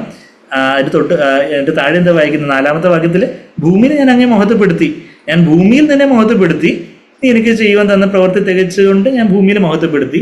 ഇനിയിപ്പോൾ എനിക്ക് സ്വർഗത്തിലേക്ക് വന്ന് പിതാവിനെ മഹത്വപ്പെടുത്തണം. അതുകൊണ്ട് അതിനായിട്ട് എന്നെ മഹത്വപ്പെടുത്തണമേ എന്ന് പറയുന്നൊരു കാര്യം.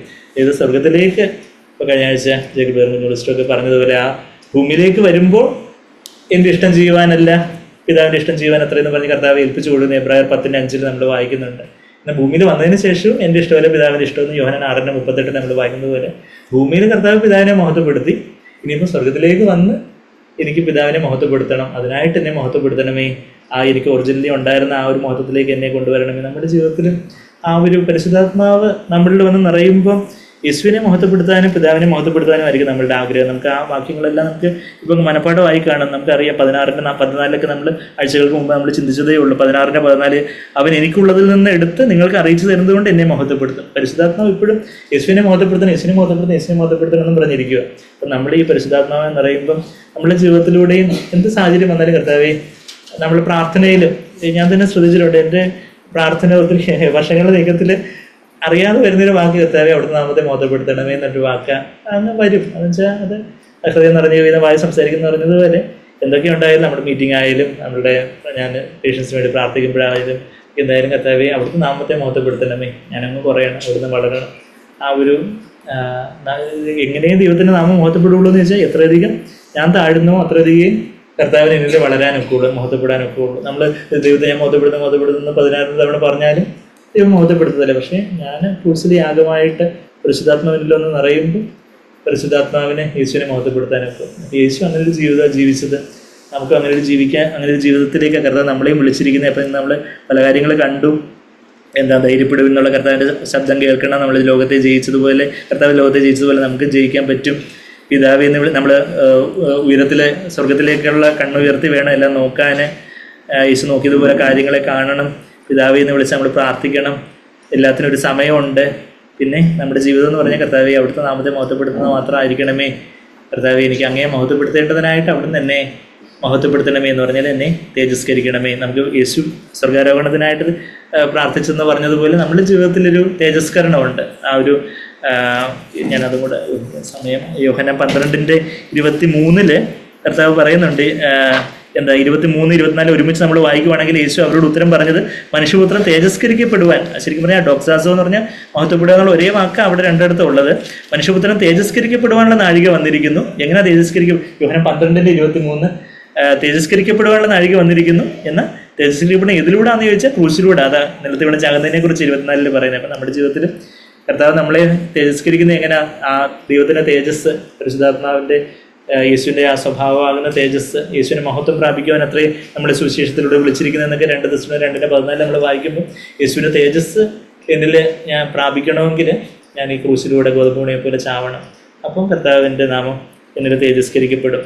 അപ്പോൾ നമ്മളുടെ ജീവിതത്തിലും കർത്താവിൻ്റെ നാമം മഹത്വം, കർത്താവെ ഞാൻ കുറയണം, ഞാനങ്ങ് 0 ആയിട്ട് എപ്പോഴും ആയിരിക്കണേ കർത്താവെ, അവിടുന്ന് എപ്പോഴും എൻ്റെ ജീവിതത്തിൽ മഹത്വപ്പെടുത്തണേ എന്നുള്ളൊരു വലിയ വാഞ്ചയോടായിരിക്കാൻ കർത്താവ് നമ്മുടെ ഓരോരുത്തരെ സഹായിക്കട്ടെ. ഇതെന്ത് ഭാഗ്യം! യേശുനാഥനോട് കർത്താവിൻ്റെ കൂടെ ചേർന്ന് നടക്കുവാനുള്ള ഒരു വലിയ ഭാഗ്യപദവി കർത്താവ് നമുക്ക് തന്നിരിക്കുന്നു. കർത്താവ് ഈ ഭൂമിയിലെ പിതാവിനെ മഹത്വപ്പെടുത്തി ജീവിച്ചതുപോലെ നമുക്കും ആ സ്വർഗീയമായ വീക്ഷണകോണിൽ കൂടെ കാര്യങ്ങളെ കണ്ട് കർത്താവിൻ്റെ കൂടെ നടക്കുവാനുള്ളൊരു ഭാഗ്യം. ഒരിക്കലും പിരിഞ്ഞു പോവാത്ത ആ സ്നേഹിതൻ, സൽപ്രബോധനങ്ങൾ തന്ന് നമ്മളെ താങ്ങി നടത്തുന്നവൻ.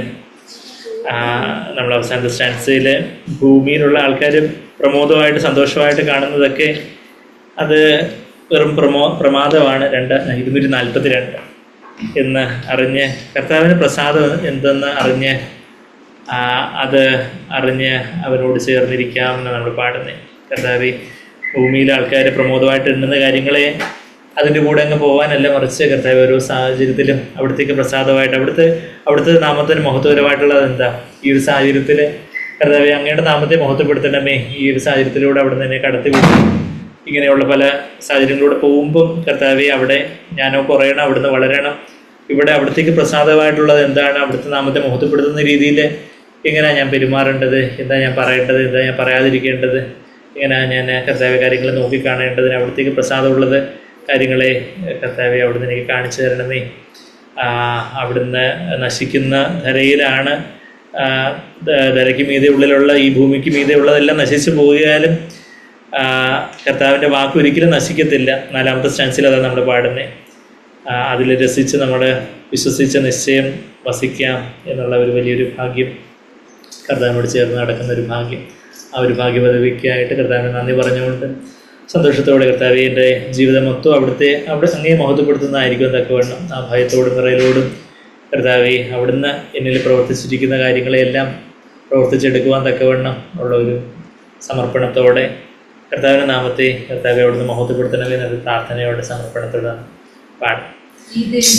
ഭാഗ്യമീശുനാഥനോടു ചേർന്നു ഞാനിതാ, ഇതെന്തു ഭാഗ്യം യേശുനാഥനോടു ചേർന്നു ഞാനിതാ. ഇത്ര ശ്രേഷ്ഠനാഥനിന്റെ മിത്രമായി ഭവിച്ചു. ഇത്ര ശ്രേഷ്ഠനാഥനിന്റെ മിത്രമായി ഭവിച്ചു. ഇതെന്തു ഭാഗ്യം യേശുനാഥനോടു ചേർന്നു ഞാനിതാ.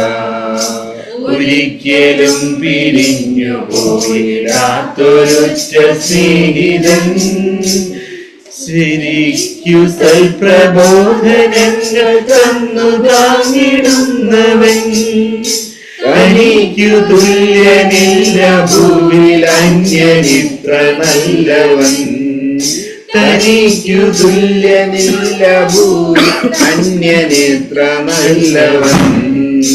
ഇതെന്തു ഭാഗ്യം യേശുനാഥനോടു ചേർന്നു ഞാനിതാ. കരുത്തനാമവൻ കരത്തിനാൽ കരുത്തനാമവൻ കരത്തിനാൽ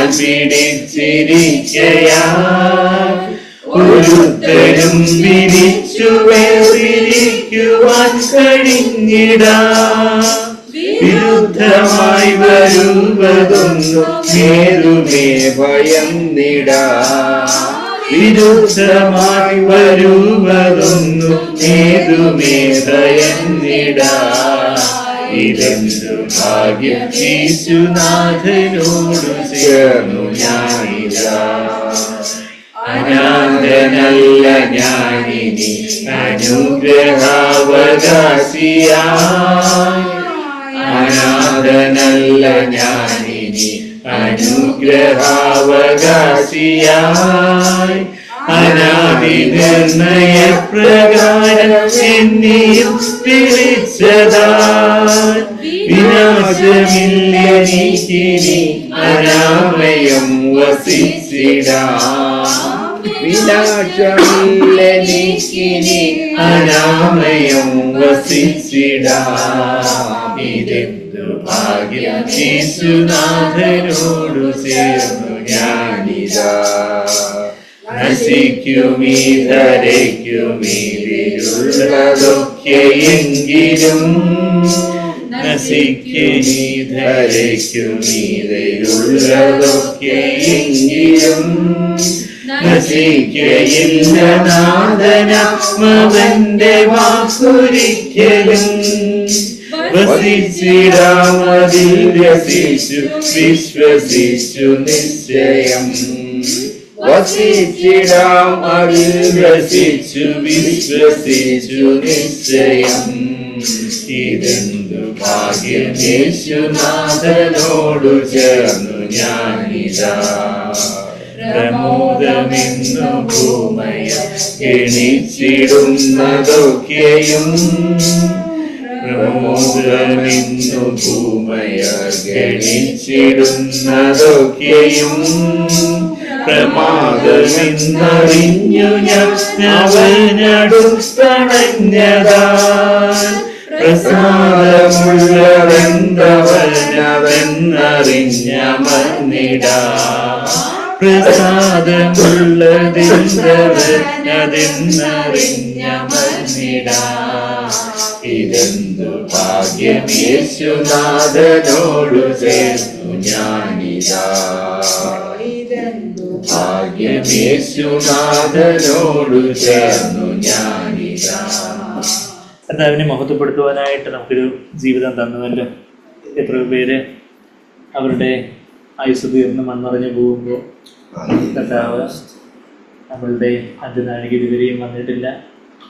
അതുകൊണ്ട് കർത്താവ് അവിടുത്തെ വേല തികയ്ക്കാനായിട്ട്, അവിടുത്തെ വേല ചെയ്യുവാനായിട്ട്, കർത്താവിനെ മഹത്വപ്പെടുത്താനായിട്ട് നമ്മുടെ ദൈനംദിന ജീവിതത്തിൽ ചെറുതും വലുതുമായിട്ടുള്ള പല പല സാഹചര്യങ്ങളിലൂടെ കർത്താവിൻ്റെ നാമത്തെ ഇനിയും നമ്മൾ മഹത്വപ്പെടുത്തേണ്ടതായിട്ടുണ്ട്. അതിനായിട്ട് കർത്താവ് ഇനിയും നമുക്ക് നാഴികകൾ തന്നുകൊണ്ടേയിരിക്കുന്നതിനായിട്ട് നമുക്ക് കർത്താവിനെ സ്തുതിക്കാം. പിതാവേ എന്ന് വിളിച്ച് നമുക്ക് സ്വർഗത്തിലേക്ക് നോക്കാം. സ്വർഗത്തിലേക്ക് കർത്താവ് കണ്ണുകൾ ഉയർത്തി നോക്കിയതുപോലെ എപ്പോഴും വിശ്വാസ നായകനെ പൂർത്തിവെക്കുന്നതുമായ യേശുവിനെ തന്നെ സ്വർഗത്തിലേക്ക് കണ്ണുകൾ ഉയർത്തി കണ്ണുകൾ അവിടത്തിന് ഉറപ്പിച്ചുകൊണ്ട് നോക്കുവാൻ നമുക്ക് അങ്ങനെ തന്നെ പരിശുദ്ധാത്മാവിനെ ഏൽപ്പിച്ചു കൊടുക്കാം. പരിശുദ്ധാത്മാവ് യേശുവിനെ മഹത്വപ്പെടുത്താനായിട്ട്, പിതാവിനെ മഹത്വപ്പെടുത്താനായിട്ട് ഏറ്റവും വെമ്പലോടെ ആയിരിക്കുമ്പോൾ നമ്മൾ ആ പരിശുദ്ധാത്മാവിൻ്റെ പ്രേരണയ്ക്ക് നമ്മെ തന്നെ താഴ്ത്തുവാനുള്ള, നമ്മെ തന്നെ താഴ്ത്തി സമ്പൂർണ്ണമായിട്ട് സമർപ്പിക്കുവാനുള്ള ആ പരിശുദ്ധാത്മാവിൻ്റെ പ്രേരണയ്ക്ക് നമ്മെ തന്നെ സമ്പൂർണ്ണമായിട്ട് താഴ്ത്തി ഏൽപ്പിക്കുമ്പോൾ പരിശുദ്ധാത്മാവ് നമ്മളിൽ വന്ന് നിറഞ്ഞ് നമ്മളുടെ ചിന്തകളിലൂടെയും മനോഭാവങ്ങളിലൂടെയും ഓട്ടങ്ങളിലൂടെയും വാക്കുകളിലൂടെയും പ്രവൃത്തികളിലൂടെയൊക്കെ യേശുവിനെ മഹത്വപ്പെടുത്തുവാനായിട്ട് പരിശുദ്ധാത്മാവിന് സാധിക്കും.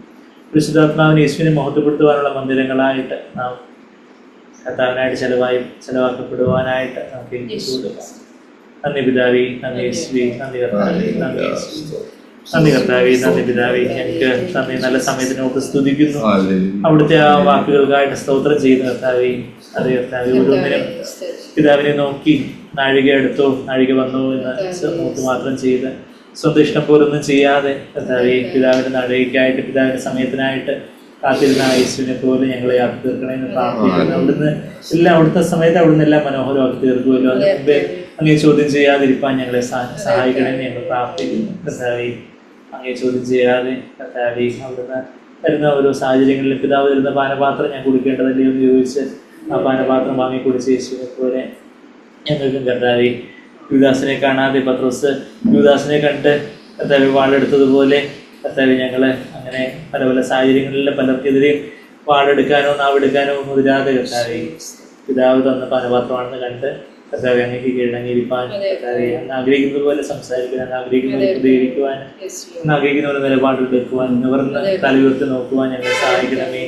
കർത്താവേ, നാഴിക വരുന്നതും പോകുന്നതും ഒക്കെ മനസ്സിലാക്കുവാൻ കർത്താവേ, അധിക നാളുകളാണെന്ന് മനസ്സിലാക്കുവാൻ കർത്താവേ, അവിടുന്ന് ഞങ്ങളുടെ ജീവിതത്തിൽ ഓരോ കാര്യത്തിനും കർത്താവേ ഒരു സമയം വെച്ചിട്ടുണ്ടെന്നുള്ള കാര്യം മനസ്സിലാക്കി സ്വസ്ഥതയോടെ അങ്ങേരായിരിക്കാൻ, സ്വത്രത്തോടായിരിക്കാൻ, തൃപ്തിയോടെ സംതൃപ്തിയോടെ കർത്താവേ, അലംഭാവത്തോടുള്ള ദൈവഭക്തി, കർത്താവേ ആ സംതൃപ്തിയോടുള്ള ദൈവഭക്തി വലിയ ആദായമായിട്ട് കരുതി കർത്താവേ, വലിയ സന്തോഷത്തോടെ കർത്താവേ സമാധാനത്തോടായിരിക്കാൻ ഞങ്ങൾ ഒത്തിരി സഹായിക്കണം.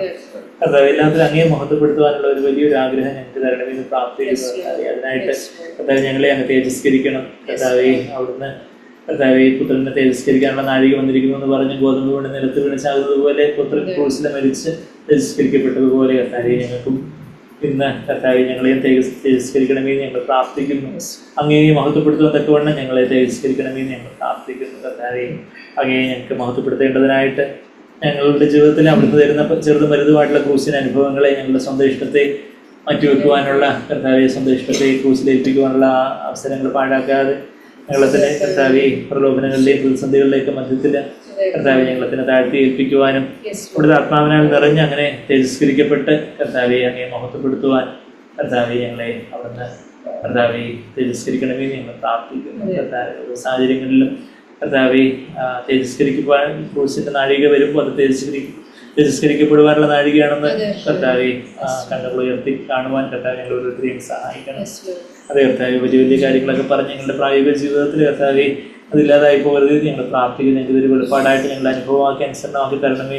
കർത്താവെ, ഞങ്ങളുടെ കുടുംബത്തിലെ കർത്താവെ ഞങ്ങളുടെ വ്യക്തിബന്ധങ്ങളിൽ കർത്താവെ ഭാര്യയോട്, ഭർത്താവിനോട്, കുഞ്ഞുങ്ങളോട്, അപ്പനന്മാരോട്, മക്കളോടൊക്കെ ഞങ്ങൾ ഇടപെടുമ്പോൾ കർത്താവെ ഞങ്ങളുടെ അയൽവക്കത്തുകാരോടും ഞങ്ങളുടെ സുഹൃത്തുക്കളോടും ഞങ്ങളുടെ സഹപ്രവർത്തകരോടും ഒക്കെ ഞങ്ങൾ സംസാരിക്കുക ഇടപെടുകയൊക്കെ ചെയ്യുമ്പോൾ പല സാഹചര്യങ്ങളിലൂടെയൊക്കെ കടന്നു പോകുമ്പോൾ കർത്താവെ തേജസ്കരിക്കപ്പെടുവാനുള്ള നാഴികയാണെന്ന് അറിഞ്ഞ് കർത്താവെ ക്രൂസിനെ ഏൽപ്പിച്ചു കൊടുക്കുവാനും അവിടുത്തെ ആത്മാവിനാൽ നിറഞ്ഞ് കർത്താവെ ആ ജീവന്റെ സമൃദ്ധിയിൽ അങ്ങനെ വെളിപ്പെടുത്തുവാനും ഒക്കെ ഞങ്ങളെ സഹായിക്കണം. യേശു സംസാരിച്ചതുപോലെ സംസാരിക്കുവാൻ, യേശു പെരുമാറിയതുപോലെ പെരുമാറുവാനും കർത്താവെ ഞങ്ങളെ സഹായിക്കണമേ. ഞങ്ങൾ അതേ കർത്താവെ ഉള്ളം കലങ്ങുന്ന വേളയിലും കർത്താവെ അവിടുത്തെ നാമത്തെ മഹത്വപ്പെടുത്തണമെന്ന് യേശു പ്രാർത്ഥിച്ചതുപോലെ അത്ര നന്മയില്ലാത്തൊരു ജഡമാണ് തനിക്കുള്ളത് എന്നറിഞ്ഞ് കർത്താവ് അങ്ങനെ പ്രാർത്ഥിച്ചതുപോലെ കർത്താവെ ഞങ്ങൾ യേശുവിനെ കർത്താവെ അങ്ങനെ ഒരു പാപജലത്തിൻ്റെ സാദൃശ്യത്തിൽ അവിടുന്ന് വന്നുവെങ്കിൽ കർത്താവെ ഞങ്ങൾ എത്ര ഭയഭക്തിയോടെ, എത്ര നിലവിളിയോടെ കർത്താവെ ആ ഭയത്തോടും വിറയലോടും കൂടെ കർത്താവെ രക്ഷ പ്രവർത്തിച്ചെടുക്കേണ്ടതായിട്ടുണ്ട്. കർത്താവെ ഞങ്ങളെ സഹായിക്കണം. അവിടുന്ന് ഞങ്ങളിൽ പ്രവർത്തിക്കുന്ന കാര്യങ്ങളെയൊക്കെ ഭയത്തോടും വിറയലോടും കൂടി പ്രവർത്തിച്ചെടുത്ത് അവിടുത്തെ മഹത്വപ്പെടുത്തുവാൻ ഞങ്ങളെ സഹായിക്കണമെന്ന് പ്രാർത്ഥിക്കുന്നു. കർത്താവെ ഞങ്ങളെ സഹായിക്കണം. നന്ദി കർത്താവെ. ഇത്രത്തോടെ ഞങ്ങളെ വഴി നടത്തിയതിനായിട്ട് സ്തോത്രം ചെയ്യുന്നു. അവിടുത്തെ ആത്മാവിനാൽ ഞങ്ങൾ ഓരോരുത്തരും നിറയ്ക്കണം കർത്താവെ. ഇതെല്ലാം ഞങ്ങളുടെ ജീവിതത്തിൽ അനുഭവമായിട്ട് മാറണമെങ്കിൽ പരിശുദ്ധാത്മാവ് വന്ന് ഞങ്ങൾ നിരന്തരമായിട്ട് നിറയേണ്ടതായിട്ടുണ്ടല്ലോ കർത്താവെ. നിരന്തരമായിട്ട് ഞങ്ങളതിനെ സമർപ്പിക്കുവാനും ആത്മാവിൻ്റെ നിറവിൻ്റെ ആ ഒരു ഉറപ്പിനായിട്ട് ഞങ്ങൾ ഓരോരുത്തരും ആ ഉറപ്പ് പ്രാപിക്കുവാൻ ഞങ്ങൾ ഇടയാക്കണമെന്ന് ഞങ്ങൾ പ്രാർത്ഥിക്കുന്നു. തന്റെ ആവാലകൾക്ക് ഞങ്ങൾ ആത്മാവിനെ നിറയപ്പെടുവാൻ, യഥാർത്ഥത്തിലുള്ള പരിശുദ്ധാത്മാവിനെ നിറവ് അനുഭവിക്കുവാൻ, എന്തെങ്കിലുമുള്ള ഒരു കർത്താവ് വൈകാരികമായിട്ടുള്ള ഒരു ഉത്തേജനത്തിന്റെ അതിന് അതീതമായിട്ട് കർത്താവ് ആത്മാവിന് അവിടുത്തെ സ്നേഹവും ശക്തിയും ഒന്ന് നിറയുന്ന ഒരു വലിയ ശക്തീകരണം ഞങ്ങൾക്ക് വേണം. ഞങ്ങൾക്ക് അങ്ങനെ ഒരു തേജസ്കരണം ഞങ്ങൾക്ക് വേണം. ഞങ്ങളെ ശക്തീകരിക്കണം കർത്താവേ. നന്ദി കർത്താവേ. ഞങ്ങളെ വഴി നടത്തിയല്ലോ. നന്ദി യേശുവേ. സഭയായിട്ട് ഞങ്ങളെ സമർപ്പിച്ച് പ്രാർത്ഥിക്കുന്നു.